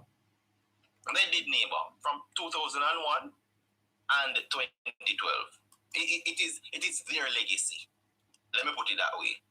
It is their legacy. So when the PNP is coming out now to say that the government of Jamaica is, by the way, the news reports that I've heard suggest that the government of Jamaica is raising the toll. That is not correct either, Harry. Neighbor, remember, the current need that we have, want to sell papers, want to get the hype. They have to do business. And a specific one that has lost $500 million in a year. They're desperate to go to the forefront. They're desperate to do anything that makes money to try and keep their head above waters. And if that means character assassination of government officials and or institutions, they will do it. And they will hide behind what they call the freedom of press. But until somebody makes an example out of them, I bet you it's going to continue, neighbor. And it's about time somebody makes an example of the media. They've been deliberately doing too many things to hurt people from an individual level and also the government itself, because they are not being true. They have forfeit the true art of journalism for the business of journalism, neighbor. Fantastic. Hold on there for me. And I know that the live is quite busy tonight. Lots of people wanting to come up. But I see we have one General Rusty. Hello, Rusty. Yes, hello, my general. How are you? How are you, man? I am trying to hang in there to the best of my ability. I'm giving thanks. Well, I'm not worse off than anyone else. I'm giving thanks. That is great, Rusty. Rusty, I know that you would have a comment on this in terms of the constant raising of the tolls year after year. Now we are hearing that every year the toll will have to go up for the next maybe 50 years. What do you think? Who do you think is responsible for this? The PNP, of course. Mr. Run With It, Mr. Omar Davis. As the gentleman rightly pointed out to you just now, they were told to reconsider the deal and they did not.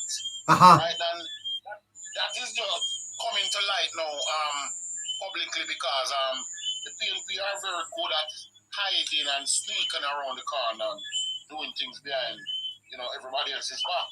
That's what they're good at, sneaking around and propaganda. Even where the highway is right now that has run through Portmore and has taken over the causeway, I don't know. The people of Portmore should have taken the government to court at the time, because first things first, the highway should not have gone through there. That was not the designated route, right? But Mr. Run With It wanted the money to do what they wanted to do, to run election and to do whatever they please up doing and cut corner with the contract. So them run it through Portmore and take over the people driveway of a guy going to them yard, which was so unfair. Yes. Right? And to add insult to injury, they did not finish the highway. They were only 1/3 of the second highway, which is the Edward Seaga Highway. Bruce and Mr. Mike Henry was the one who finished that highway, right? Even the Palisades Road. Mr. Mike Henry was the man that had to do the Palisades Road. Yes. In 2010, it was done between 2010 and 2016. 2010 and I can't remember exactly right now, but it was under Mike Henry. that the Palisades, I don't know if anybody can remember the mound of trailers carrying massive stone-like mountains. Yeah, let me ask you this, Rusty. This is obviously going to be a political blame game. Quite frankly, a political showdown because it can. It shouldn't be though. It should not be. It shouldn't be because people should take responsibility for what they did. Yeah, but obviously the PNP don't want Jamaica. Listen, thousands of people use these tolls, and the rates are high. The PNP don't want Jamaicans to feel that they are the ones that put the country in this. How do you think that the party should be responding to this matter at this time? They will respond how they already respond, with propaganda. The PNP is a socialist organization, and socialism is run based on propaganda, central control, and command, right? I think we should be getting away from that type of regime right now, but I don't seem to understand why the people of Jamaica are not taking it seriously and realize that it's a different era and it's a different time now. And especially for the PNP, them take it for one piece of joke. Because there's nobody here that is so serious enough to put them in them place. Right? I don't know if you will allow me for maybe a minute or two to read something to you. Yeah, go ahead. The PNP, this is the 9 principles of propaganda. You must have read this before or have heard of it. And this is what the PNP based their organization on. Lie big. That is the first one. Big lies work better than small. Because the message the masses won't believe that anyone would lie about that. The masses won't believe that the PNP would lie about these things. So that is what Mr. Cousins is doing now. Telling a big lie because in a few mind now, Jamaica and people are going to believe him because they could have never believed that Mr. Cousins would have lie. You understand? And that is the problem we're having with Jamaica. The second one is focus. Don't make it complicated. Ignore history. Ignore history. Ignore history. Right? Keep it simple for simple minds. Like the simple-minded Jamaicans that are semi-literate or totally illiterate. I don't believe you. Just keep it simple. The third one is repeat. People cannot tell the difference between facts and familiarity.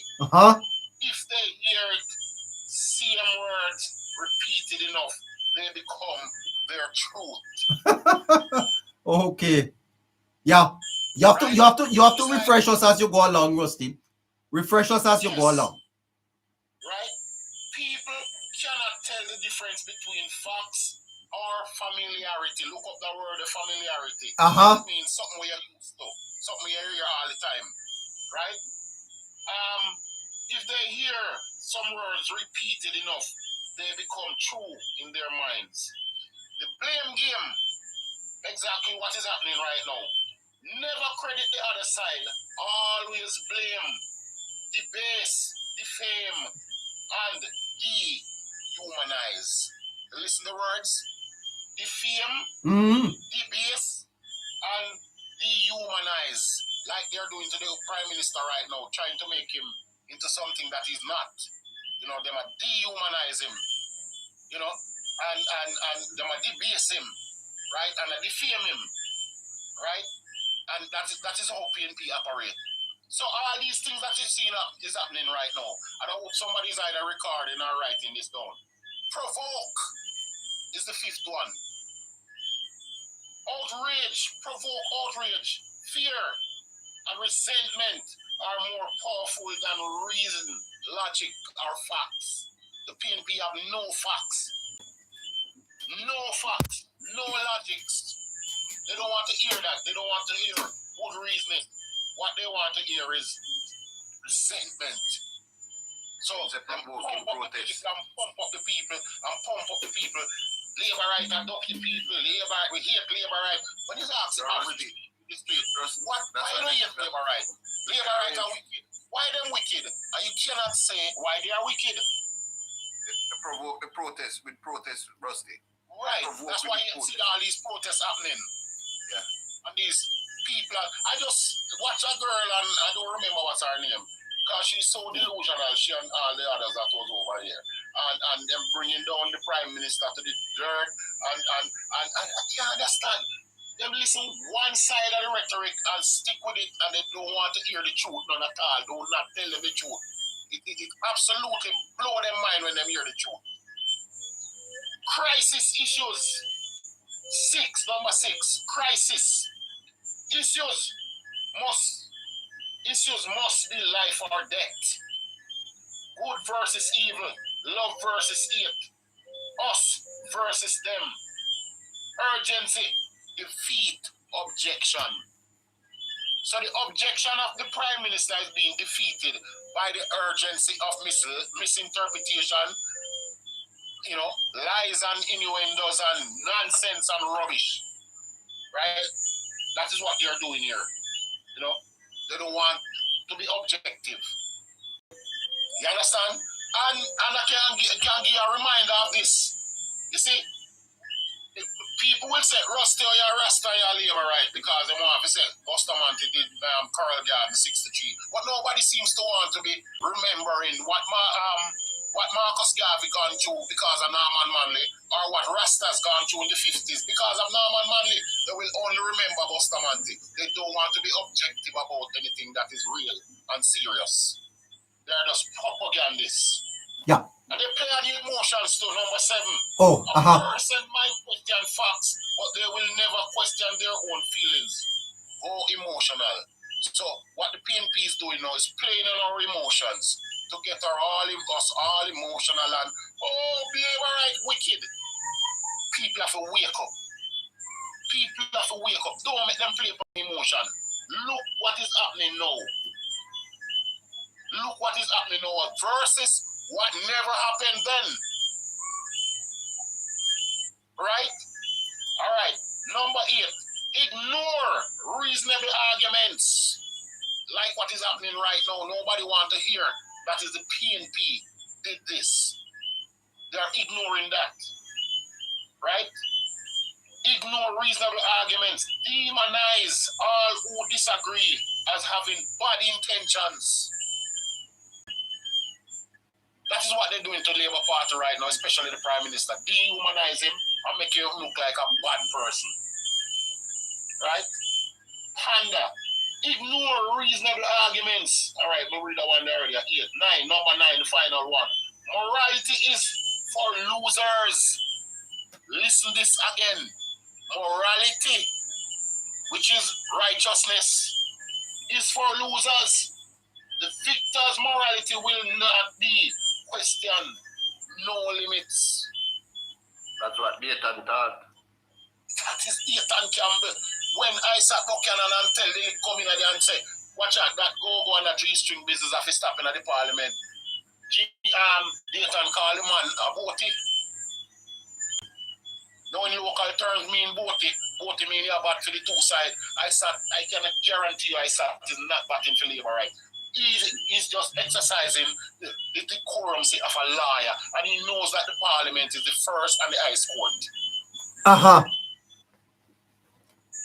Right? So I just read that so that the listeners and can get an understanding what the PNP is about. Let me ask you something. Rusty, you need to find a way to send it out, literally. Okay, may I interrupt for a second, please? We're asking all our listeners here and on YouTube to subscribe to our new YouTube channel, which is Politics Matter JA. Asking everyone, if you're on TikTok, please go over and subscribe to Politics Matter JA. Thank you. Yeah. Let me ask you something, sir. Father Rusty. You just outlined a potpourri of propaganda strategies that you suggest that the PNP is using. That's their playbook. That is working very well. Well, that's where I want to take you. they have lost 3 consecutive general elections. Would you agree that that propagandist playbook, Machiavellian style politics, is not finding currency as we think? Because what would explain them losing 3 elections? And do you expect that the party will win a 4th term? Let me answer the first part first. It will not find favor with the people that understands, that can comprehend. Are they in the majority? Are they in the majority? No, unfortunately not. Hold on, you are saying that the people in Jamaica that comprehends are in the minority? Yes, sir. Very much so. You see, what has happened over the years with the PNP, they have made a very concerted effort to close down schools and clinics and to fill the prisons by lack of not creating enough opportunities for employment. Hence, people have to go outside of the realms of the norms of society, like working and sweating and saving. And you are saying that the majority of Jamaicans, sir, are civic illiterate, bordering on because there was a statistic that was put out about 4 or 5 years ago, I can't remember exactly, that says 67% of our population of 3 million people is either semi-literate or fully literate. So divide it each way you want it, whether 33, 34, or whichever way. That is the statistics, and that is saying 35 out of every 100 people cannot read and can barely read. Right? Well, and the rest of that, 67%, vice versa. Right? Okay. I think the latest figure suggests that about 13% of Jamaicans are illiterate. About 13%, which is just under 300,000. But what I want you to understand is that propaganda exists largely in societies where the population has a proclivity for that. In the semi-literate and the illiterate. And unfortunately, those are the people that mostly vote. The Cherry Garden and the Jackson don't vote. The Norbrook don't vote. You're a blogger, Rusty. Quite one of note also. How do you think that you can counteract this? Because it has to be counteracted. The disinformation that is out there. How you think you go about it? There's something about the information that the government not seem to be getting. The JS and the TVM and the Gleaner and the Daily News and the Star and all this not working out for them. And the JS, nobody listens to JS really. Nobody watches TV, sir. Anybody that has a cell phone, them will use a TV in their room for light. Yes. Right? And the information that we are supposed to get is not coming our way via the regular mediums. So this is where it's at. This is where it's at, Mr. Government and Madam Government, whoever is responsible, and the information media, people in the government. This is where it's at. Social media. How about coming to see a neighbor, get him whatever information you have to give him in booklets every week, every other week, every month, like a Chops, like a Chucks, like a Father Rusty, Kizzy, whoever, Black King. Give us the information. Come on, stop disassociating yourself from us. Give us the information. We can do the job, because you're obviously not doing a good job with your own information. And a lot of things flying over people's head. The people who have the little or no understanding, when them listen to the news, all them do is knit up them, bro. Them don't understand where them hear. Especially the words what we use sometimes, the English words. I've been suggesting this all along. Sometimes we need to come down off our pumps and pride with some of with rhetoric in our language and talk. With common language, that's the people can understand you. Like how you say Mr. Oldest, sometimes give a proper English, then when I explain it, and flip it in a patois. Everybody get it. So you are saying that the party need to have a relationship with its bloggers, make sure that these bloggers have the information and they are able to break it down to the different demographics so that they understand. Right. Because it's very obvious that the information is a bit too dainty and spooky. We need people we're down to earth to talk to the journalists them, the people them where down at Westmoreland we can barely read, the people them up at Rima and the St. Thomas people there we hardly come at town during Christmas time. Them listen we. I hope I don't put you on the spot. I hope I don't put you on the spot. But let me ask you. Let's say this piece of information that came out on the toll. How the party put out a statement through the minister. How would you as a blogger transmit that information to the man on the street? How would you transmit it? What we are doing it now, every day I go in the street, all right, you know, everybody know me, most every day me green lizard, right? And everywhere me go in every taxi, in every bus, every crevice, every corner, every bar, anywhere me go, me preach laboritism, right? If you want to call it laboritism, right?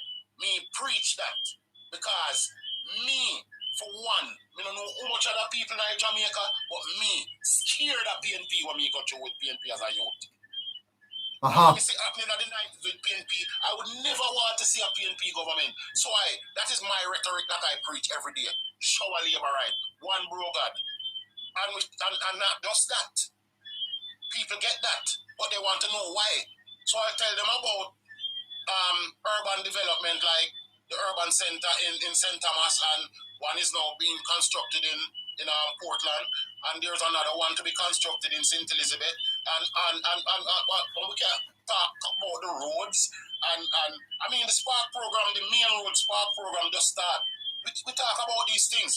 We talk about what is happening in the education system, the system that Mr. Owens changed while he was education minister, right? We can talk about the school bus system that is helping so much poor people, right? Can save an extra dollar, and we have to talk the talk. 6 hospitals in building right now.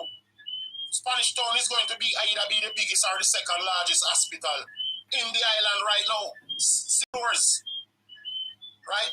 Plus they're repairing the original one, right? They're building a brand new police station headquarters in Spanish Town, removing the old one to use as a car park.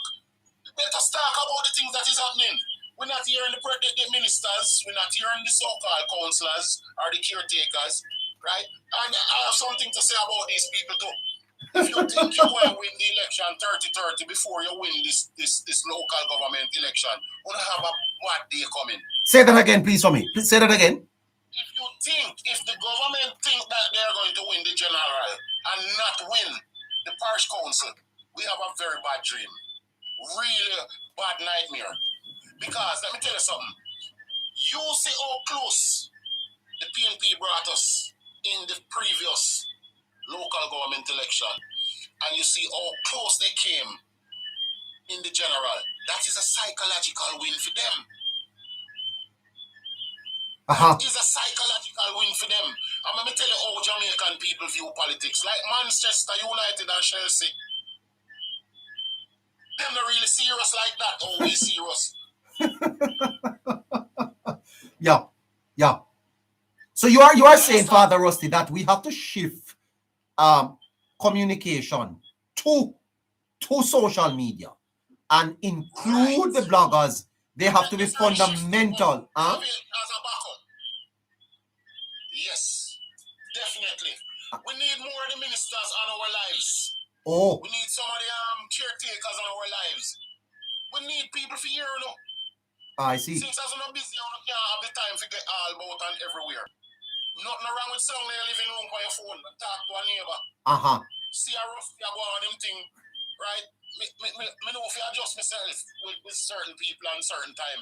Like you notice me not say one foul language by your life. Right? You are a foul language man? Well, sometimes, you know, I get carried away sometimes. You get carried away. Let me ask you something. Sometimes when you talk to the PNP, sometimes you have to get that way then because We have zero tolerance for nonsense in here. Yes, sir. I tell you. I have zero tolerance for rubbish, and I have so much information. When I hear misinformation and false news, it drives me up the wall. Yes. You know what I mean? So from time to time, me will go out, off of Morocco. Yeah. But why do you, Mr. Dub, the Olympic way, Gigi, Harry, give me a minute, I'll come to you. Rossi, why do you continue this fight? You've been in it for quite some time. Why are you still in the fight? The man afraid of PNP neighbor. Me I do the fighter from me young, From me I listen John Wakelin and John Maxwell them from me a little boy. 9 o'clock at night on JBC and RGR on the radio, So me been a listen. Cause my born when it jumped at the tip of the 60s down at the last part. Yes. So all of the 70s, as a little youth I grew up, it was constantly politics. And what I understood from the politics was that, Labour right is trying to build the country and PNP is trying to suffer the people. Yes, that's why. All right, neighbor, tell me one thing that the PNP has done in the 22 and a half year with taxpayer money. Show me a monument that PNP has built with all the billions of dollars that they collected in taxes and they borrowed money from World Bank and IDB and everywhere that they borrowed money. Show me something that they built with taxpayers' money. Nothing, neighbor. Not one earthly thing. Because if them go and tell me, say them build Gavi must say, no, Cuba build that. Right? And if you're going to tell me, say you build with the one Osemati and the other one named GC Faster, Cuba build that. If you're going to tell me, say you build Alpha Tree Bus Park, Belgium build that. Well, it's under your administration, but you did not spend $1. Belgium gave you that as a gift. You understand what I say? So, what happened to the billions of dollars of taxes that you collected? What happened to it? Yes. So you are doing this. Why? Why are you still blogging? Sir? I'm grandchildren, I'm great grandchildren. Because me don't want them come suffer like Rusty. Suffer? You are suffering? Suffer. We suffer under PNP. House burn down, gunshot take we have to run away, right? You can't get food. My God. Giant line for food. I mean, one of the most disgusting thing about the 70s to me and was this home guard thing. A guy with a gun at your gate and you don't know him at home, him is not police. Home guard. Yeah? A peep over your fence by your woman or your sister or your mother or babe. I know, get a life go already back as Zinc could do it. You understand? You understand? Yes. And them kind of out-orderliness that we go through. And to add to all of that, you pack up the government entity them with hundreds of people whenever necessary. Because we're never smart enough to create a environment and, we're never business-like. Because what the PNP don't get is that running the country is a business. Well, and like any other business, it have to make a profit. Well, yeah, that's a good illustration. So when money come in 72, come give away the whole of the money. Who you are going to make back the money? So then now by 74, we start eat chicken back. And by the time we reach 990s, Porsche introduced it to fish back. Imagine that. Fish back? Fish back. Now what is that? No fish back. Fish back, sir? What is it? Cut off the fillet off of the fish. Them cut off the two side, the fillet. And the rest side is that them call the fish back. The head and little piece of bone and left. You understand what I mean? Yeah. And that is how PNP decide to run the country, Control everything for them and them friend. And you come check them every minute and them give you 5 bills and you have to look out for them a pass and you have to go down a public works or go down a what the place name parish council office go collect a little thing. Yeah. I don't get a chance to speak to you very often, Rusty, but how is the blogging thing going now across the platforms? How is it? I think we as Labour right need to come together and understand ourselves and put the personal feelings and emotion aside and get the work of the country done. Whether you get PR or not, just know say the future depends on this. I know that our children's lives and our grandchildren and our great-grandchildren is depending on us to save them from the evil of PNP. Is the party winning on social media? Are you dominating the space? The party is winning among some of us, but there are some of us that are really not into, what we should be into. We're focusing on other things. But then again, people have them right to focus on what they want to focus on. Yes. So those of us that are focused on what we should be focused on, or what we want to be focused on in terms of the politics, go and get the information, search the information anywhere you have to find it. Write it down, photocopy it. Yes. Preach it like the gospel every day. How do you get your information? Do you get it from the party? Not necessarily, because there's a couple of people within the realms of the party and bloggers like myself who I've asked for information that I know they have booklets and stuff. I have asked that, I'm not going to call any name. I have asked this gentleman 1,000 times and he number say, yes, ma'am, I'll get it. Can't get it yet. So if I did for them alone, we not get it, and that is the thing why I keep on the party, because some people have the information and feel say, oh, me a labor right more than you, and me a top labor right and me a done. We need to cut off of that. Everybody have one vote. And if you ask me, you can't be a labor right more than me. Yeah. So the party is 8 months, Rusty, into the term. They have suffered a little setback with the hurricane. In the politics on the ground now, Rusty. How you see? Do you think the party still retains the confidence of the people of Jamaica? For the most part, yes. But some labor right get frustrated, so the money are hold too tight. Oh? Yes. And the argument on the ground is, I have to tell you this, I have to tell you straight. Tell me. I know so some people come from me, but I have to tell you this. The argument on the ground is that labor right now look out for them people. What are you saying to me? Believe me. That is the argument. I am not saying me. I am saying what the argument is on the ground. That is not good. A whole heap of labor right about. Why? Hold on. Are you sure you want to say that? Hold on. Yes. Let me tell you the problem with labor right. Labor right is very good at running a country, balancing the economy, and all these things. Good governance. But you know what labor right lack? Politics. Tell us what is the difference here now. What is the difference between? The politics is the money. Money? The politics is where the PNP are though. No, I am not suggesting that labor right got thief the money like how PNP are thief it from parish council.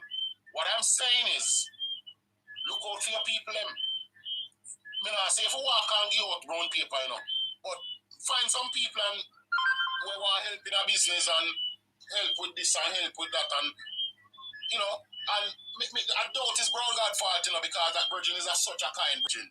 But I think the people them around him need to free up. Need to be what he is, like he is. I mean, everybody have their own individual spirit and ways, but take a page out of Brown God book, man. Mr. Brown God a champion 2 o'clock in the night in a parish council. We never see that happen yet. We need to take a page out of the Virgin book. All of these councillors and these caretaker councillors and these caretaker member of parliament and these members. Get up, man, and get going. Lazy Rusty. Next time I'm gonna hold it like Jesus Christ I preached to the disciples. Daryl Vaz out there. Green out there. Road out there. Come on. We need to collectively come together and get this done. Wow. You understand what I say? And as far as us as bloggers is concerned, like we left for girlfriend out tight and with G-string out tight and with SYM out tight and do the work of the country. Yeah? like to get a little stipend sometimes for help with the bills and things still sometimes, like the internet. Yeah, it's nice if we book up a member of parliament sometime, like me have a book list and for about 5 of them. They get too tight. Yeah, give a little encouragement. Encouragement, sweet and labor. Give me a vibe, make me feel good when we dip on the internet, we can say, yes, why? Like my member of parliament, Warren Newby, call me up a school where they want and give me a little award, a little certificate, man, for social media. You got that. You hold on. He's not the member of parliament. He's not the member of parliament, though, you know. It's Richard Azan. My member of parliament, that. Oh. Yeah. Yeah. You got a certificate for blogging. Yeah. Oh my goodness. Make people feel good. Uh-huh. Like when they're in the storm. With you, regardless the fact that he's not the member of parliament. I'm call him and I say, Mr. Warren Newby. They know some of them on my face too. I'm all stop. And he said, all right, Rusty, I'm going to call somebody and he said, oh, Mr. Patmore. Who are member of parliament like them, man? We look out for the people, man. You can't help everybody, you know. That's so but nice. If you help 5 out of 10, the next 5 are going to hear about it and give you the credit.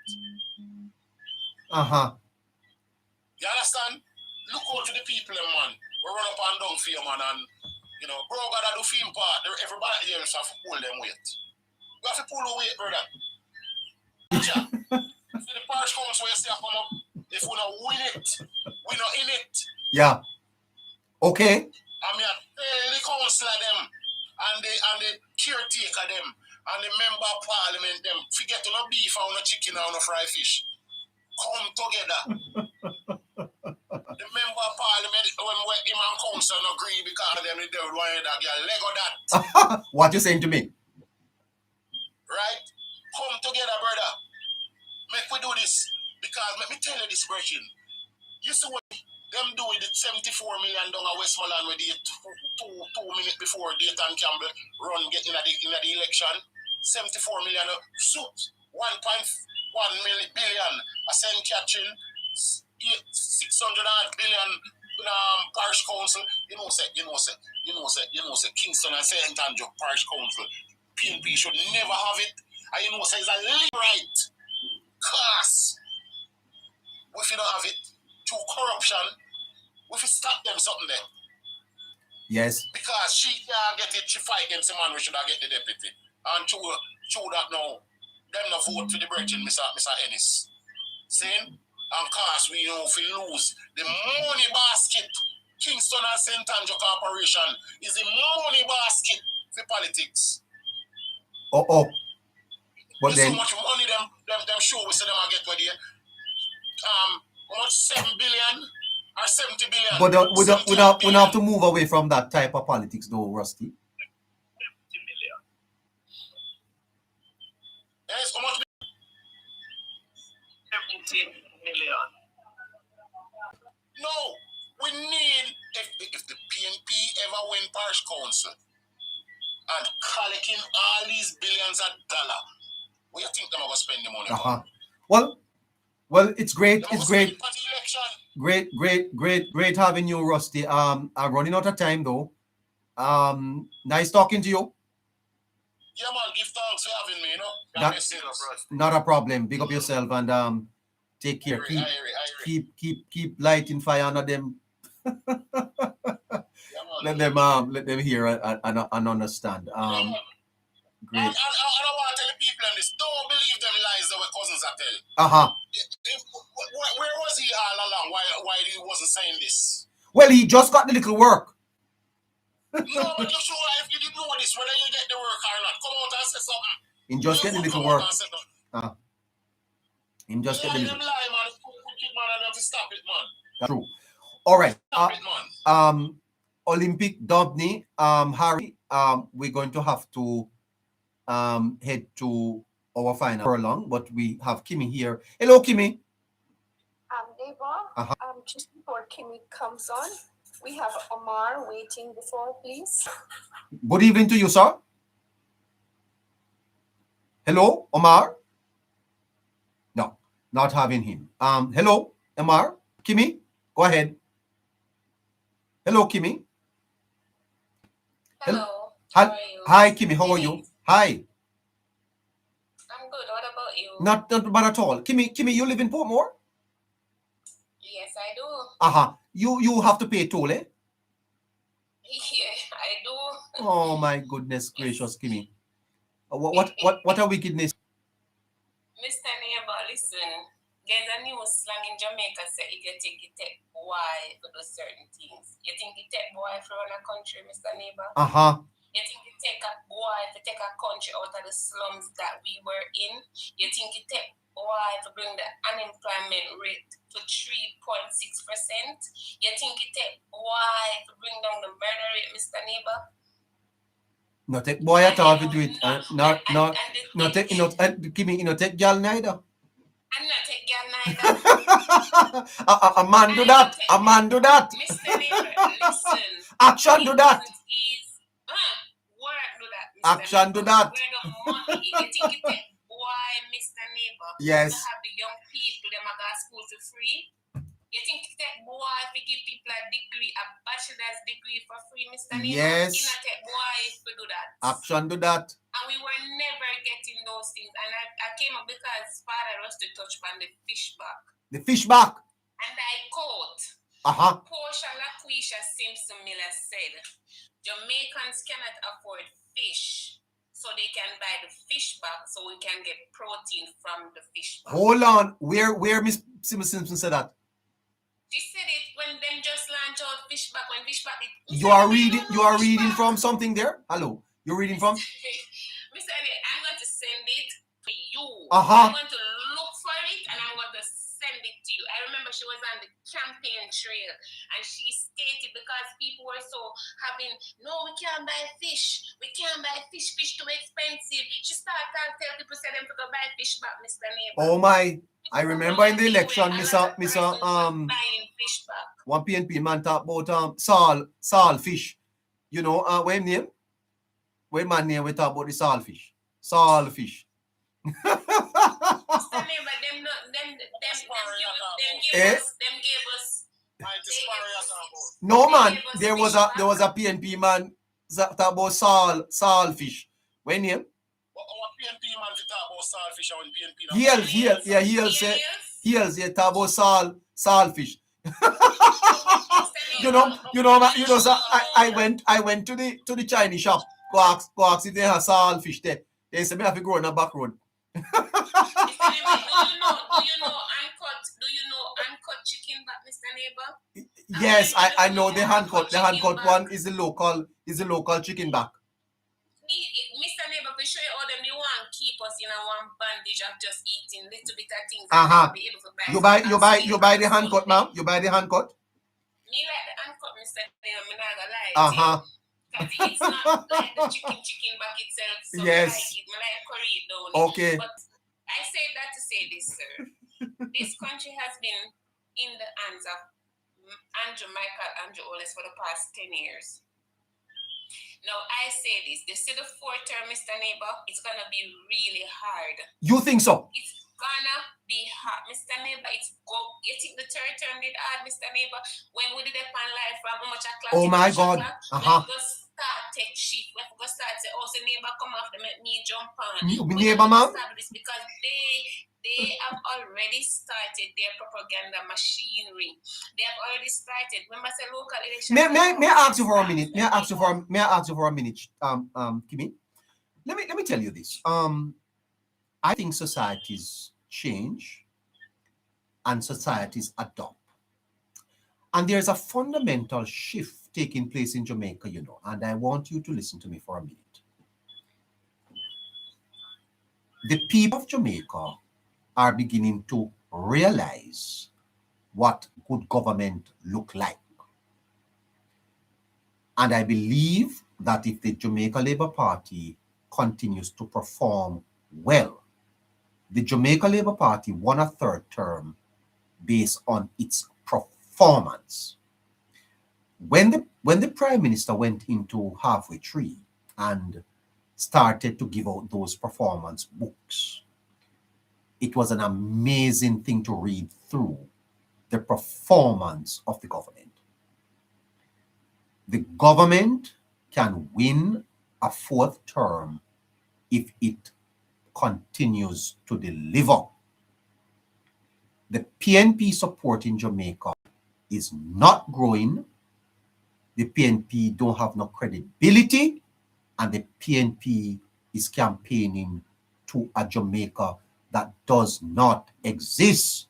In that regard, I think how the Labour Party wins is by, as you said, Rusty said earlier, you need a strategy to connect. The party must connect its performance to the people. That's the disconnect. And that's why it appears to be so hard. The people have to feel it. They have to see it, experience it. It must become the lived experience for the Jamaican people. I'll give you people who are criticizing me earlier. I'll give you an example. In the news last week, it came out that the rural bus service was a resounding success. What has the party done about it? The rural school bus service was a resounding success. Not one bus broke down, not one accident. It is an accomplishment for our government. And I don't see one something on radio, TV, or anywhere in the country reinforcing that in the mind of Jamaican, that that's an improvement in the quality of life of Jamaican caused by the Jamaica Labour Party government. It is the disconnect that is giving the party the problem. And if the party is able to connect its performance to the lived experience of the people, it can win easily come 2030. As a matter of fact, I think it can win a landslide. Can I interject here? Just a second, please. Listeners, just want to ask you again to subscribe to our YouTube channel, Politics Matter JA, and also want to remind you that we are here Monday to Fridays at 7 p.m. Jamaican time. Not always on a Saturday, but when we do, we normally comes on at 6 p.m. and Sundays at 6 p.m. Jamaican time.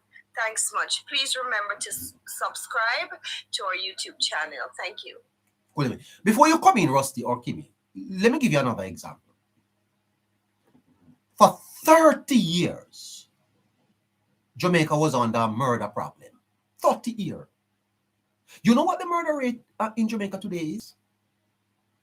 Did you know that Jamaica was voted the most peaceful country in the Caribbean and third in our region? You hear the government talking about, you hear the government. That's the problem. That's the problem. So you see the dance where keep till 3 o'clock. People don't connect it to government performance. They don't. You look at Spanish talk. Look at what the government is doing in Spanish. Look at what the government is doing. I heard the nurses saying that the nurses that leave Jamaica don't leave for money, you know, man. I watched your interview. Mr. Neva, can I tell you something else? Yes. The government of Jamaica has put us in a way where we are safe. And I'm going to say this to you. I am new to the area that I'm living in. Uh-huh. And I woke up the other morning, Mr. Neighbor, and my back grill and my door was wide open. Well. And I remember when Mr. Olness said, we are going to sleep with our doors and our grills open. What I want persons to do, Mr. Neighbor, for real, the things that will come out that matters, the truth matters. Yeah, true. Let me tell you something though. I see somebody talk about media. Media is not responsible for government PR. You hear, sir? Media is not responsible to do public relations for government. The media is to report the news, to analyze the news, and to educate people. That's not the media's job. GIS is government information service, and they pay good salaries there. It is their responsibility to give the public the information about the government, not the party, the government of Jamaica. Belmont Road is responsible to take the performance of its government and connect it to the man of Amoko. That's why you have councillors. That's why you have party workers. That's why you have bloggers. That is the job of the party. And people don't like when you say these things, but that part of the process need to be strengthened. Need to be strengthened. And that's how you win a fourth term. Because the PNP not offering nothing. They're not offering any credible alternative to the Jamaican people now. So I don't buy this argument that the fourth term is in doubt. I was watching the football match and he did an interview. Yeah. And yes, the PNP found somebody else to talk on what Mr. Tufton said. Mr. Tufton said the healthcare system is not 100%, but it's better than what it was before. She analyzed the video and she broke it down. Mr. Neighbor, I said this the last time and I will say this again. I grew up in the hospitals. I was always sick. So I know that the hospital system is terrible, but is it better than it is now? Yes. Can I go to the hospital now and be able to see a doctor? Yes, there were times when you go there, they don't even have medication. But we now understand that there's no other country, and there's most countries are not providing some of the service that we're getting for free. Mr. Neighbor, cancer medication is not a cheap thing. And to have cancer medication, lupus medication, sickle cell, and all of these medication on a JADEF card that you're getting at a discounted rate, it not take why to do that. Yeah. And the government of Jamaica still and will forever put the people first. Did Portia put us first? No. Portia said she not afraid and boy no girl no day no time. Did the PJ put us first? No. Him give Operation Pride, and Operation Pride come from the news last week, Mr. Neighbor, stating that persons are still without land titles after Operation Pride. Don't he? What did he give us? Him come give us bad roads and bad promises. Portia give a Jeep. And the one that says see the work there. She never given no Jeep. Nothing to say never start. Do you know this guy? Do you know this guy Jordan Crosskill? Every time he come over here in the comments, Mr. Neighbor, I tell him that his father is calling him to come make some tea for him, and he needs to go make father tea. Who is his father? Who is his father? Simon Crosskill. Oh, is Simon's son? Yes, Mr. Neighbor. But he's not as bright. Okay. Not as bright as Mr. Crosskill, you Oh. know? Yeah. Oh, well, I have to go back to Mr. Dobney though. Mr. Dobney? Dobney? Dobney? Oh, yeah. Hello, Mr. Dobney? Yeah, man, I'm here. Yeah, Mr. Dobney.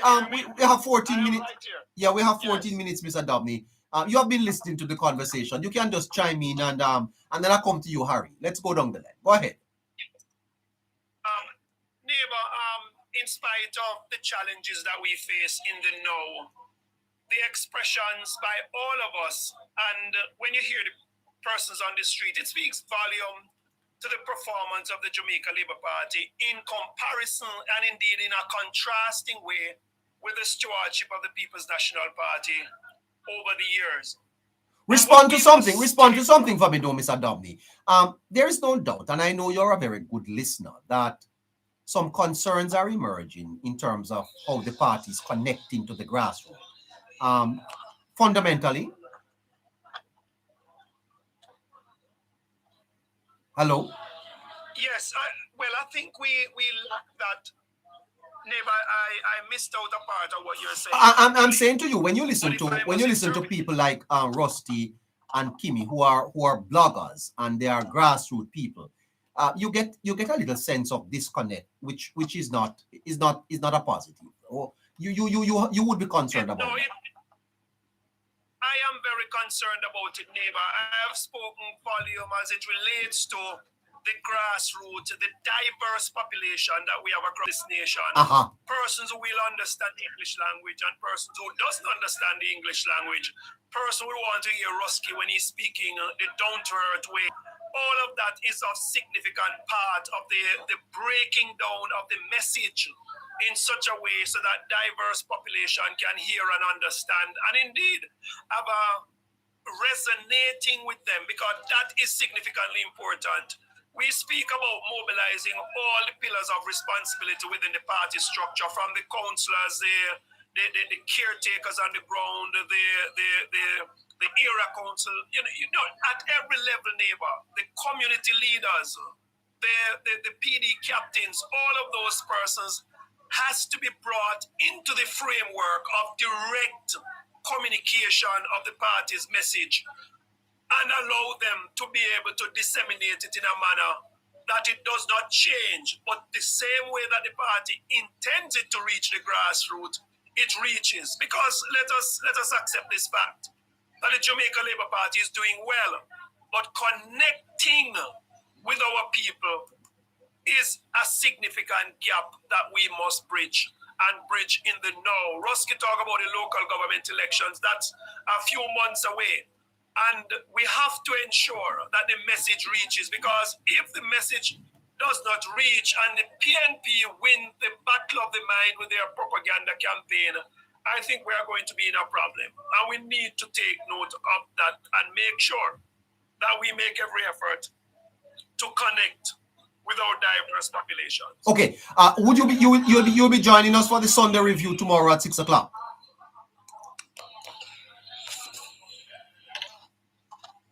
Okay. Hello? Yeah, I'm saying to you, you will be joining us for the Sunday review tomorrow at 6 o'clock. Okay. I think we absolutely, neighbor. Yes. I will. Yeah. Okay. All right. I definitely will. All right. But tonight has been a significantly impacting night, neighbor. It was information packed, but the fact is, we discuss it at this level. What is the impact it is having on the ground, and how are we helping? As you would have said, once we have the conversation, we need to measure how it reaches the ground and how impacting we are in showing that the Jamaica Labour Party is doing well. And by extension, they deserve the fourth term. But yes, the party has to repackage itself and ensure that the message becomes more potent in the ears of the grassroots. Think about it like the chicken at KFC. Now, the chicken that goes to KFC in one chicken turns out to be barbecue, original, then they do wings, then they do popcorn. What else they do? Sandwich from the same chicken. It is how you break up the chicken into the different spicy, into the different taste of the people. Because everybody don't want spicy, everybody don't want barbecue, everybody don't want original. Some people want it wings, some people want popcorn, same chicken though. That's how you communicate. Communication must be broken up so it fits everybody's taste. That's how it's done. Okay? And I want to quickly put this in, neighbor. Yeah. JIS, something that has been here with us for a long time. I remember when the JIS vehicle used to travel around. We are in the information age, and everybody has a phone in their hand. But when JIS goes on the ground, connecting with the people, they can pick up so much. Just the way you tool the JCF, tool JIS and send it into the field and ensure that the campaign begins at the feet of the grassroots. All right. A lot more that JIS can do. Thank you, sir. Catch you tomorrow.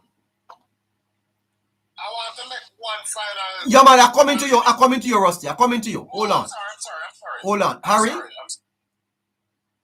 Yes, neighbor. Harry, you opened a kind of a Pandora's box, maybe some would say a can of worms. I'm sure that you are going to be doing more for us tomorrow. The document you have there on the toll. When we do the review tomorrow, the toll issue will definitely be a big subject.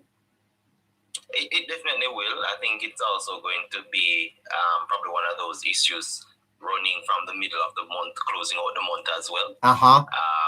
Because I do expect some back and forth to happen, both in Parliament and in the social media arena between officials, neighbors. So it's going to take a significant run. Don't you think that a strategic public relations campaign now would be necessary so that Jamaicans get a full understanding of this toll deal and that the government just lay everything on the table?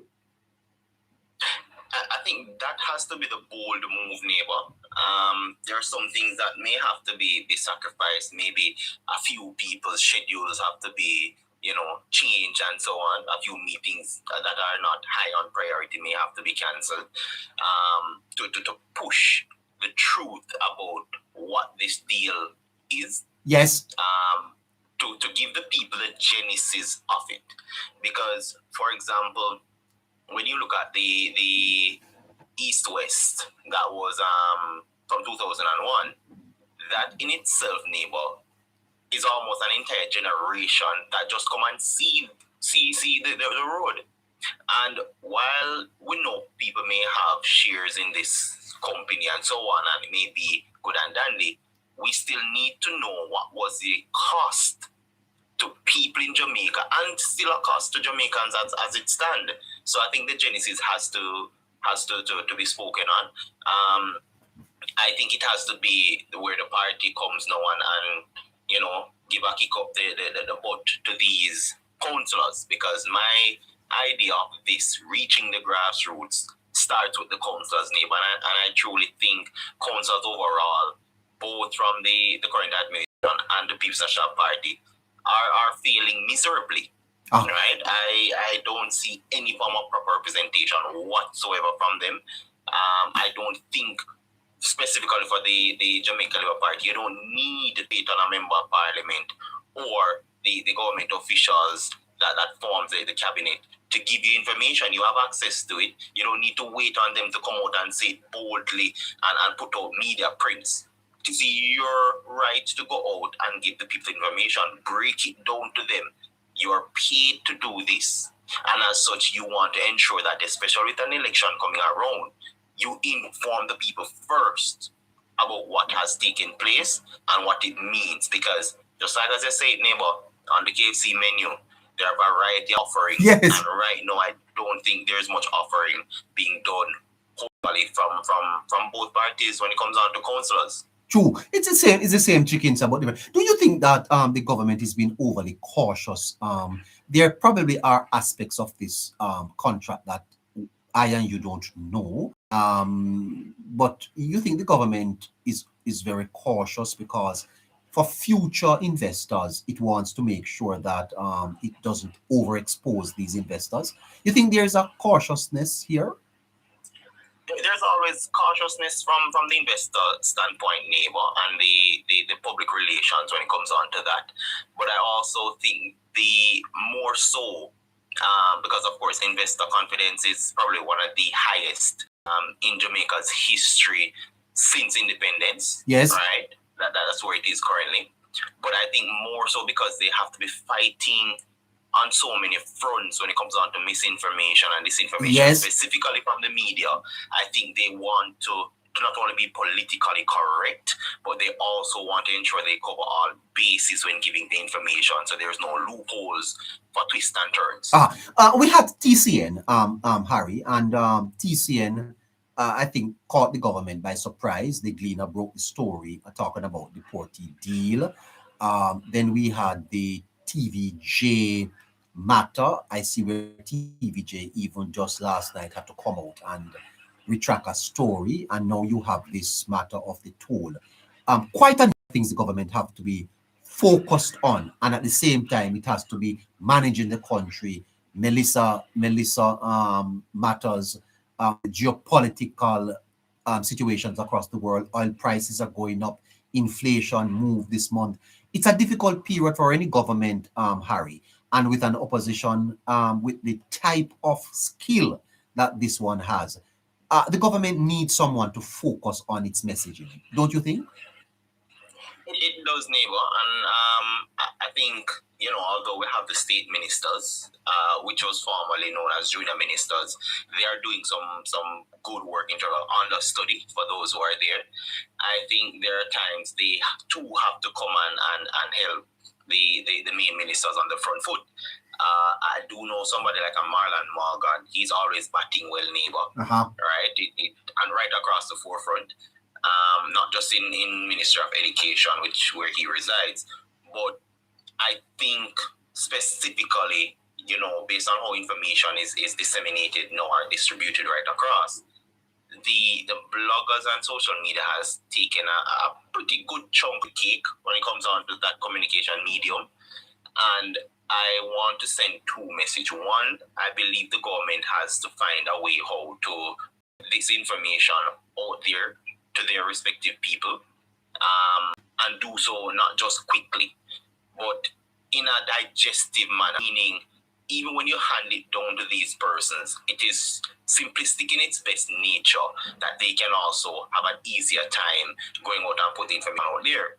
But the next part of that, neighbor, is also to the bloggers. Bloggers are, and however they may refer to themselves, is that they have to understand that they have to put themselves together in a way that makes themselves approachable, accessible, and one in which does not compromise the view or the perspective of the government, neighbor. Because if you have somebody, let's say they click their lives and they're, putting out information there for the government, but then it's being put in a way that you might draw a conclusion that how that person, bring across the information in a, whether it be aggressive way or so on, you might link it to say that's how the government is. So they have to get this information. I want to say to the bloggers, them, listen, if you have to form a group,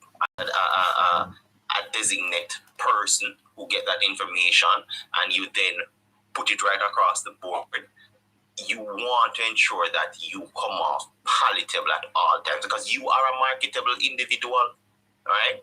And you want to ensure that it doesn't just stay with the politics, because there's so many things can grow from it, from the individuals themselves. Yeah. So they want to ensure that they put themselves together to be one that the government may be able to approach as well. Hold on there, Harry. Don't move. Rusty? Yeah. Final thoughts, Rusty, as we head towards the curtains. All right. I'm going to make it as short as possible. I have a few things I want to say. First thing first. With all JLP need to remember where labor right come from. Dirty laborer to dirty labor right. Don't forget the dirty part of where labor right is. You see? Just try, if you remember, so when Fairclaw, the thief, Marcus gave the idea of being of the PNP, PNP, and carried to Norman Manley. And when Buster, they would want Buster Finite, when Buster did say, they could name it Jamaica Labour Party, Manley did say, no, that sound too poor. You know the reason why? Because PNP has never been the party for poor people. They have always been the upper echelon party, right? But Manley came with a Michael Manley came with a rhetoric and tricked the people into believing that PNP is for the poor. Not so. Not so. The Labour Party was founded on defending the poor, right? And we must not forget that. So, all of you Labour right in the high places are, we happy for you. But just remember where this party is coming from. Don't be afraid to get dirty. Don't be afraid to go into the trenches. PNP is winning the propaganda war. No, I'm not saying we should do propaganda, but we must be relentless in our endeavors to keep the Labour Party alive and in government. Right? So, you see Andrew take off him shoes and cross river. We have to take off our shoes now. Yeah. We have to take off our shoes now and drop our pantsuit and tighten up our belt and do this. Right? We have to be Busterman to Labour right again. That pretty boy Labour right that sexy rights up in our workout. We have to learn about the politics. We have to learn about the politics. I'm here the virgin say something like a while. and he must speak the politics and never realize. Watch out, we need to understand. So watch out, you see the people them. Don't neglect the people them way and look out for you. Yeah. And that are the message. Yeah. If you don't have the people them what they look out for you, who will look out for you the next time? That's true. You know, I heard Chops Media say something, you know, that if you use a car to win and get in a parliament, don't forget the car where you used to win.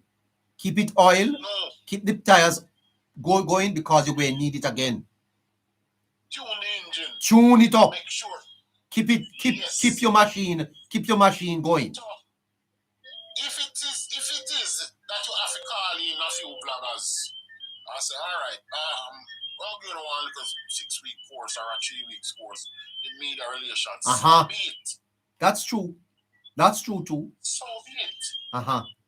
But how when I say these things, I get into trouble and you say it any good? How what? No, it depends on how you say it. It depends on how you say it. No. Sometimes it might sound like, you see, No. It's not what you say sometimes, it's how you say it, you know, because if it sounds like you want to change the thing. No. Then you're going to have a problem. Yes. You know, you have to make it sound like you want to enhance the thing, not change the thing. Okay, yes.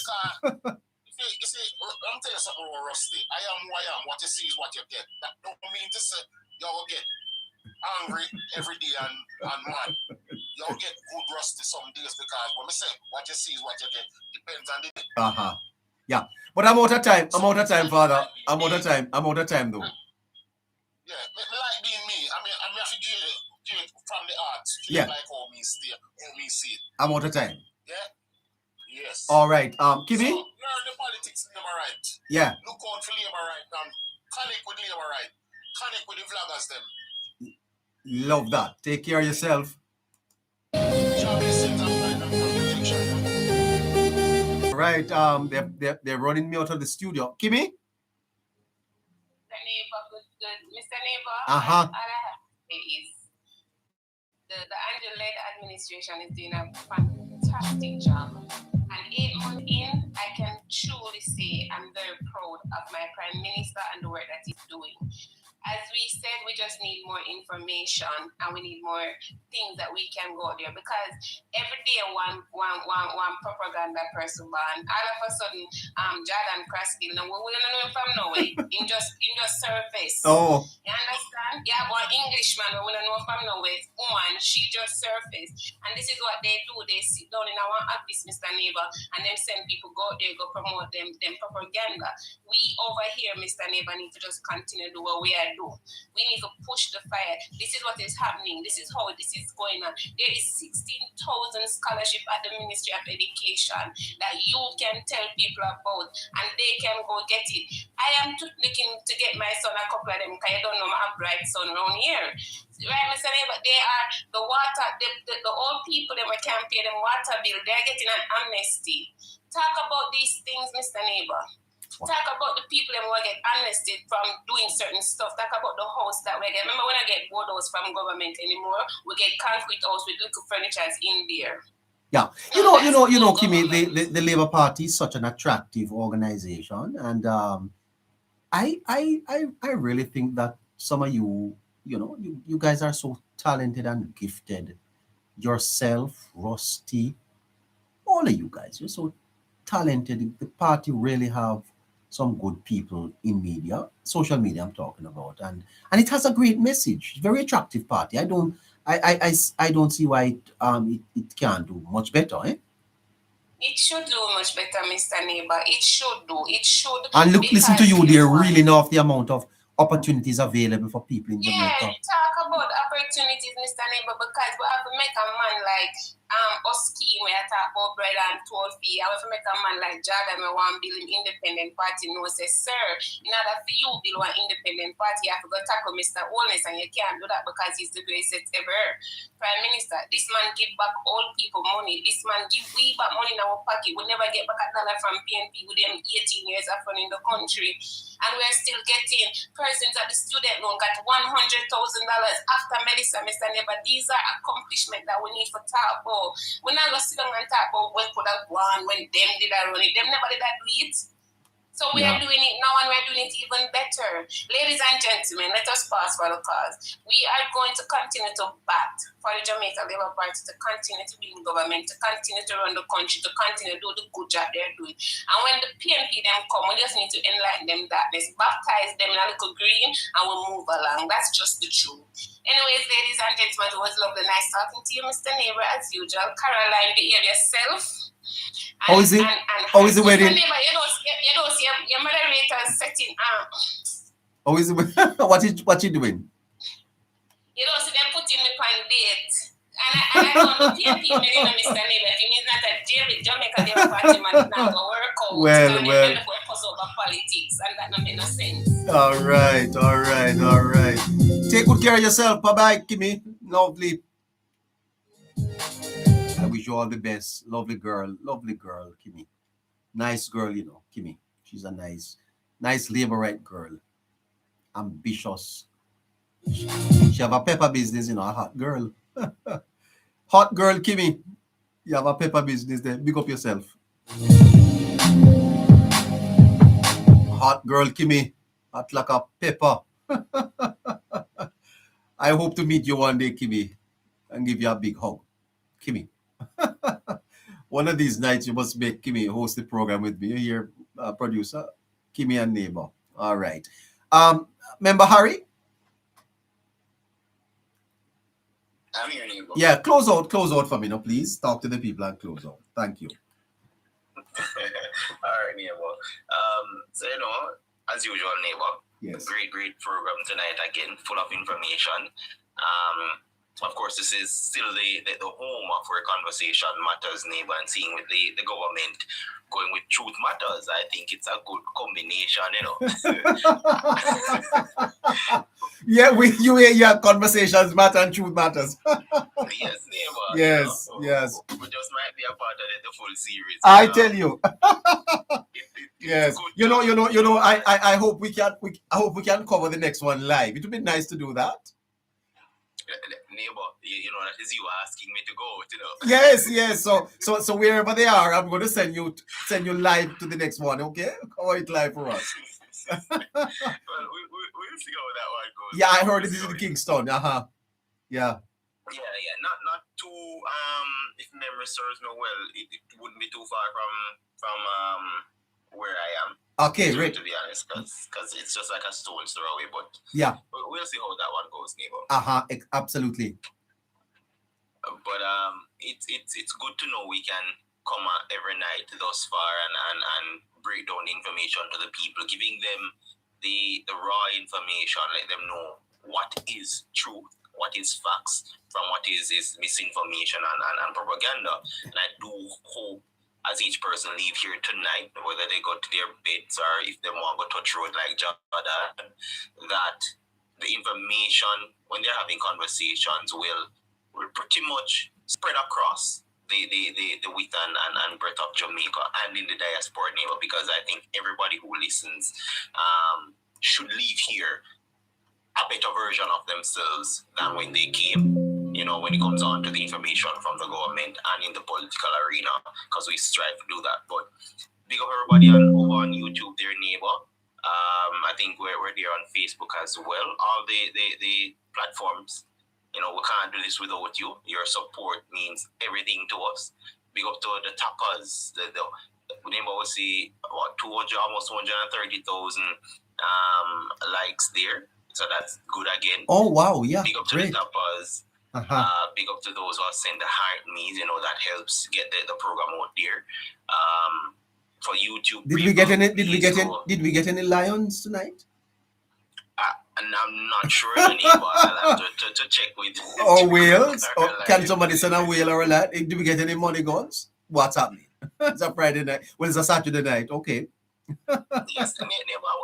We don't mind, we can open a zoo as long as them send these. Yes, come on.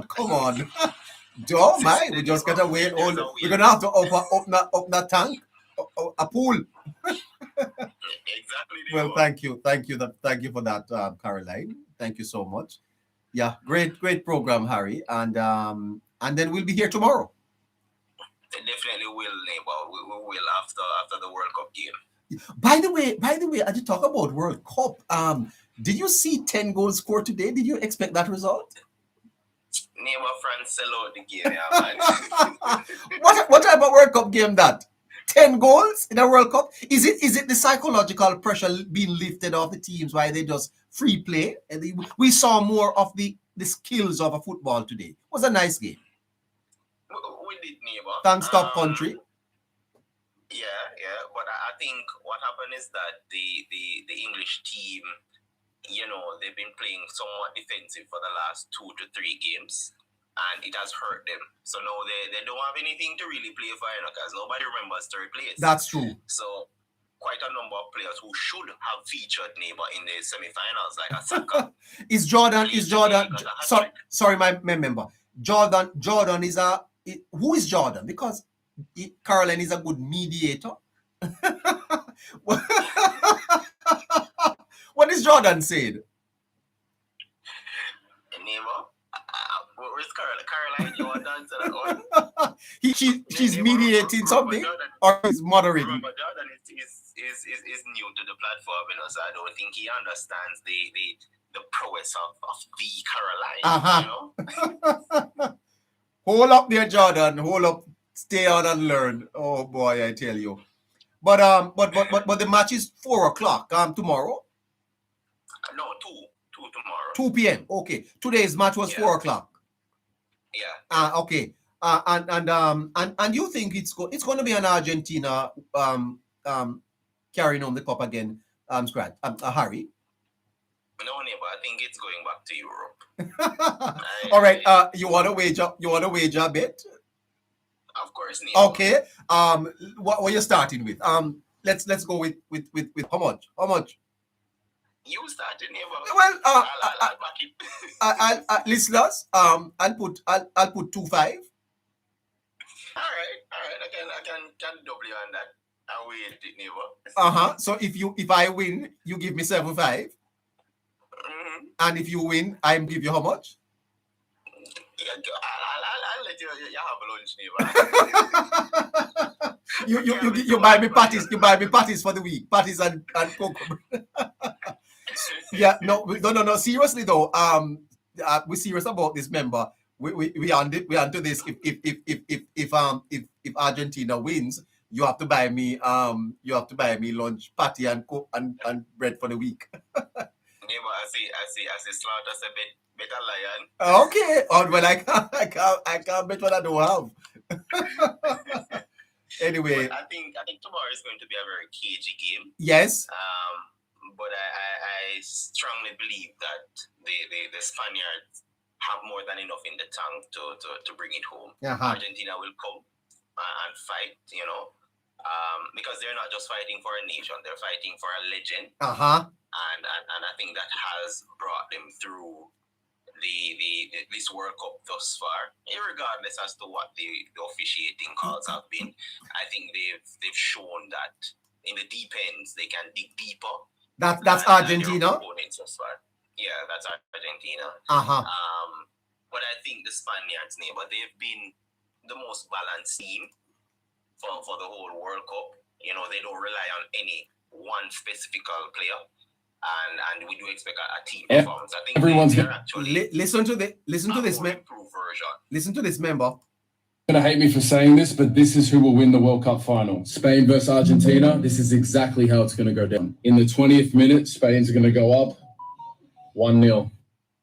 Lamine Yamal will score. However, something tragic will happen for Spain after this. They're gonna get a red card right before the halftime mark. In the 45th minute plus 2 extra time, then Alvarez will score. Then it will be 1-1. It's going to stay 1-1 for the whole game. It's then going to go to extra time. Argentina will go up. Do you know who's going to score the goal? Lionel Messi. But guess what? Lionel Messi won't be done there. Spain are going to crumble under pressure. Messi's going to get a penalty. Yeah, he's going to get a penalty. Then it's going to be 1-3. Spain will have played a very good first half, but by the mistake of one player and the greatness of Lionel Messi, Argentina will win back-to-back World Cups. Eliminating. There you go. There you go. There you go, Harry. From one of the best in the world. Just like ours, anyway, still an opinion. Yes. Yes. I don't see Lionel Messi scoring more than a penalty if they do manage to get a penalty. I don't seeing him scoring from open play. I think for as well, Alvarez won't be scoring. Julian Alvarez definitely will not be scoring, neighbor. And to say Spain will buckle under pressure, they are the only team for the whole World Cup that handles pressure the best. Nobody else has yes, but then, Harry, there is also the psychological pressure of being in the finals. We saw that today with France and England. If that were a knockout match, you would not have 10 goals. No, but the thing about those two teams, and I did point out to where France is weak, and I pointed to what happened with England in the semi-finals. One is a coaching's error. The other was also a selection error based on the team. And we saw that because for France, they want you to go end-to-end with them. So if you stand them up in midfield, they don't have a competent midfield to hold you along. England, no, the coach just bottled it, neighbor. For years they said Arsenal is the bottle jobs. I think Tuchel has taken that reign from them. And he bottled it. He himself. We can't really blame the players. They just go do what the coach has said to them. And if the coach put on 3 other defenders, neighbor, now you have 7 men to defend with nobody to attack, then it's a matter of time before you concede. So you say Spain is the winner tomorrow, and you bet money on that. Yes, neighbor. Okay. I expect the Spaniards to take it home. I am telling you that the opposite will happen. I expect that Argentina will be winning the World Cup for a second consecutive time, and Messi will be the greatest player ever in our generation. Tomorrow, 6 o'clock, we will know. Messi is the greatest really of all times, neighbor. There's nobody who comes close to him. Across all generations, it's just what it is. I know people will say otherwise. Yeah. Those who may want to say Pele win 3 World Cup, that really don't hold up. By the way, I'm not a bandwagonist, sir. I have always supported Argentina winning this World Cup, and even as I looked at them through the competition, France and Spain are very good teams. I don't rate England so much, but I think that when you look at the Spain team, one-touch players, I think the Argentina players have a better grasp of the game, and I believe that they will win tomorrow, the World Cup. Yeah. One of the things for Argentina doing a neighbor, you see that back line can't do so well against tiki-taka football because Romero is a walking red card, so it's Otamendi and Tagliafico. So yeah, well, they are known to get cards. So yeah, I just feel though that it would be a crowning glory for Messi to lift that cup tomorrow as one of the greatest players ever. It would be wonderful for him and for the team. And I think the team is going to be inspired to do that for Messi tomorrow. The greatest player. They've been fighting for him, neighbor. Yes, oh yeah. If you notice even the assist goals, it is him they run to, not the man who scored the goal, They always run to Messi. And I believe that Argentina will have a heart tomorrow that says we are going to lift this cup for our champion player. It's going to be difficult for Spain to turn up against that Argentina team tomorrow. One of the things I know Spain counting on, neighbor, is how they play. It doesn't change for anybody. Yes. Right. And so that's why if they concede, they still play the same way because they know the way how they play. They can rely on getting back into the game, and they have quite a number of experienced players, neighbor. Hey, Nick. By the way, one of the biggest Argentina supporter is online. Her name is Nix. Say hi to her for me, Harry. Nikki. Say hi to her. Oh, Nikki. Yes. She said they are strong and very fit too. But she's a fierce Argentina supporter. Hey, Nikki, why I tell you something? No, but seriously, Harry, the passion for the Argentinas tomorrow, I think, will be top notch. The wanting to do it for Messi, I think, will drive every player there to more than 110%. The passion to win tomorrow. They will fight to the end, for sure, neighbor. But I while this Argentina team is industrious, right? I just expect quality to come up on the day. And when you have Messi, as doesn't matter his age, he can give you more than a puncher's chance. But I don't think leaving it up to him will be enough when a Spain team don't rely on any one person, because now everybody on Spain team is a threat. Unlike Argentina, you know who the threat are, starting with Messi. But you don't think for the beautiful game, football is such a beautiful game, for the history of the game, for the glory of the game, that an Argentina win would benefit FIFA and the game of football? Well, it has already benefited FIFA and but just listen to the financials when it's posted after this World Cup. Wow. Yeah, it will. The narrative, in fact, had it been one where Portugal played for Ronaldo, we would have had a whole different story. Probably the semifinals where they would have met Argentina would have been one maybe bigger than the finals, because that is where two ideologies clash in our neighbor. Some say Cristiano is the GOAT, others say Messi is the GOAT, and then that is a never-ending discussion even to today's day. You know the sports a little bit more than I. Is this the first time that a team winning the World Cup have a great chance of winning the second time? Have any teams in the past won twice, back to back? I think, who was it? There was a team that did it back to back before. I'm sorry to interrupt, but we need 222 subscribers over YouTube to get to the 1,000 mark. So listeners, I hate to interrupt, but I'm going to ask you, please, if you haven't done so already, please just go over to YouTube and subscribe to Politics Matter JA.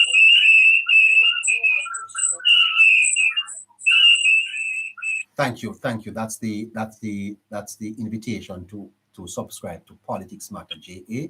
We need 200 people before Monday. We could get them tonight. It will be great. Yes, Harry.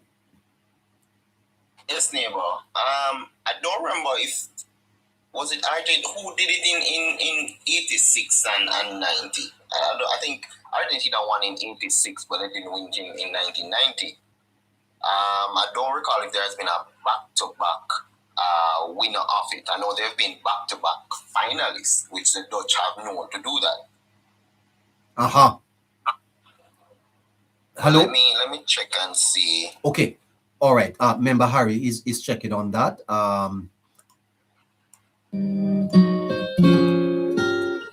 Member Harry is checking on that. YouTube, you want to stay with us? Okay. Let's. You have it there. It is, neighbor. Yeah. Italy did it in 34 and 38, and Brazil did it in 58 and 62. Well, it's going to be done again tomorrow by Argentina. Tell me a little bit about this Argentina's football history, Harry. A great football nation. It has always been a great football nation since I would want to say late 50s, neighbor. Because before that it was the Hungarians in the early stages. Then we had the Italians coming up. Brazil fiercely as well. But Argentina came late to the game as they owned their own type of football. And I think it peaked in those times before Messi. It peaked with Maradona. That gave the fierce rivalry between Brazil and Argentina, because of course, like every generation, you have a player or two that for us fans we put against each other neighbor. Yes. And then it was Pele and Maradona, which the verdict is still kind of out on those two. But that, like, every time you have a World Cup, you're going to have these storylines being brought up. It was Maradona and Pele. Now it's going to be Cristiano and Messi going up as we add to this. But Argentina, I think, has been a proactive nation when it comes down to football. Neighbor, some very good talent has come out of South America. They've been one of those. Actually, on this Argentina team, Julian Alvarez neighbor has actually won everything in 1 year. So the last time when Argentina won the World Cup, he won the English Premier League, the FA Cup, the Champions League, and the World Cup, which he did well. So they're known to give some very good players, older players like Otamendi, very good defender, Romero still playing well. So they do have no neighbor, some pretty good players in Europe. Of course, they've been aged. In fact, I believe they have about 5 or 6 players that play for Atletico Madrid currently, which is I'd say the third best team in Spain at club level behind Barcelona and Real Madrid. So they do have a good crop. Okay, I noticed that Jamaicans are not favoring Argentina to win. The consensus here in Jamaica is that Jamaicans are back in Spain. Why? Why are Jamaicans more back in Spain than the Argentinians? Well, for two things, neighbor, they've brought up the whole, as a predominantly black nation, they've brought up the whole race issue as to what happened down in Argentina. I don't recall that being more of an issue in the past. When I've listened to people speaking about World Cup, they've stuck to the football, but no, they've crossed into those territories, and those stories have been brought massively. And we know the history as to how that happened. So people are playing the emotional game. And as such, I've heard people saying, listen, I not support no team that don't have one black man on it. And of course, the narrative goes on and on.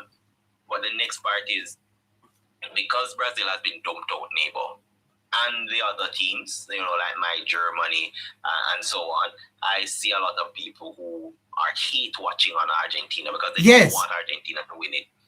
And then thirdly, with what they would deem the favorable calls, I call it poor officiating. Others may say it's favorable to Argentina. So people don't like that in itself. They think that Messi is being protected. And the truth about it is that most valuable players tend to have a slight protection throughout. If you watch MLS, Messi is protected in MLS because he is the value in MLS currently over there in America. When you look at English football, they do have some level of protection because people come to watch these players. But I think it's been more overly exposed to that now, and people are hate watching thoroughly on this Argentina team. And so with Messi going out of the competition, well, the World Cup, for example, who Mbappe is, in my view, do you think he's overrated, Harry? He's now in pole position for the Golden Boot, having scored two goals today. Do you think Mbappe is overrated? Yes and no, to a great extent, neighbor. What he did at the last World Cup would have supported him not being overrated. He's done it at club level with his current team and PSG. But also, I think what gets to Mbappe and to people is that he's a little bit too dominant, and I'm being very, very selective with the word. There are times in which he does things and doesn't make the right decision for the team. So I wouldn't see him as a leader in football as you would have had like a Messi, who became a very good leader. But overrated, I truly don't think he is. I think he does make poor decisions a lot of times. But that is football, that is life. Is he the next best person in World Cup? Currently, I'd say he's going to become the poster boy. He's currently the all-time lead goal scorer with those 2 goals as it stands. And he still has another World Cup in him, so that's going to be interesting. But I think how he is as a person, but especially with what happened with him at PSG, that's why he got the name dictator. You know, they threw millions at him, and also gave him pretty much the key to the castle of the club. He could tell what players to play and not. So I think that also got to him, and a lot of people, you know, shied away from him because of those characters. All right, we're gonna leave it there. Tomorrow, all bets will be on, and time will tell. Have a great night, Harry. Have a great night, neighbor, and I'll be going with the La Roja tomorrow. You know. Yeah. All right, listeners, on YouTube, take care of yourself. Of course, join us tomorrow just after the World Cup. I'm sure that you all will be watching tomorrow to see who wins. Just after that, at about 6 o'clock, we'll be here with the Sunday review, and we'll talk a little bit about the World Cup, and then we get into the matters that made the news last week and what to look forward to in the coming week. Until we join you tomorrow, please remember, subscribe. Before you leave the channel tonight, make sure that you subscribe to Politics Matter JA.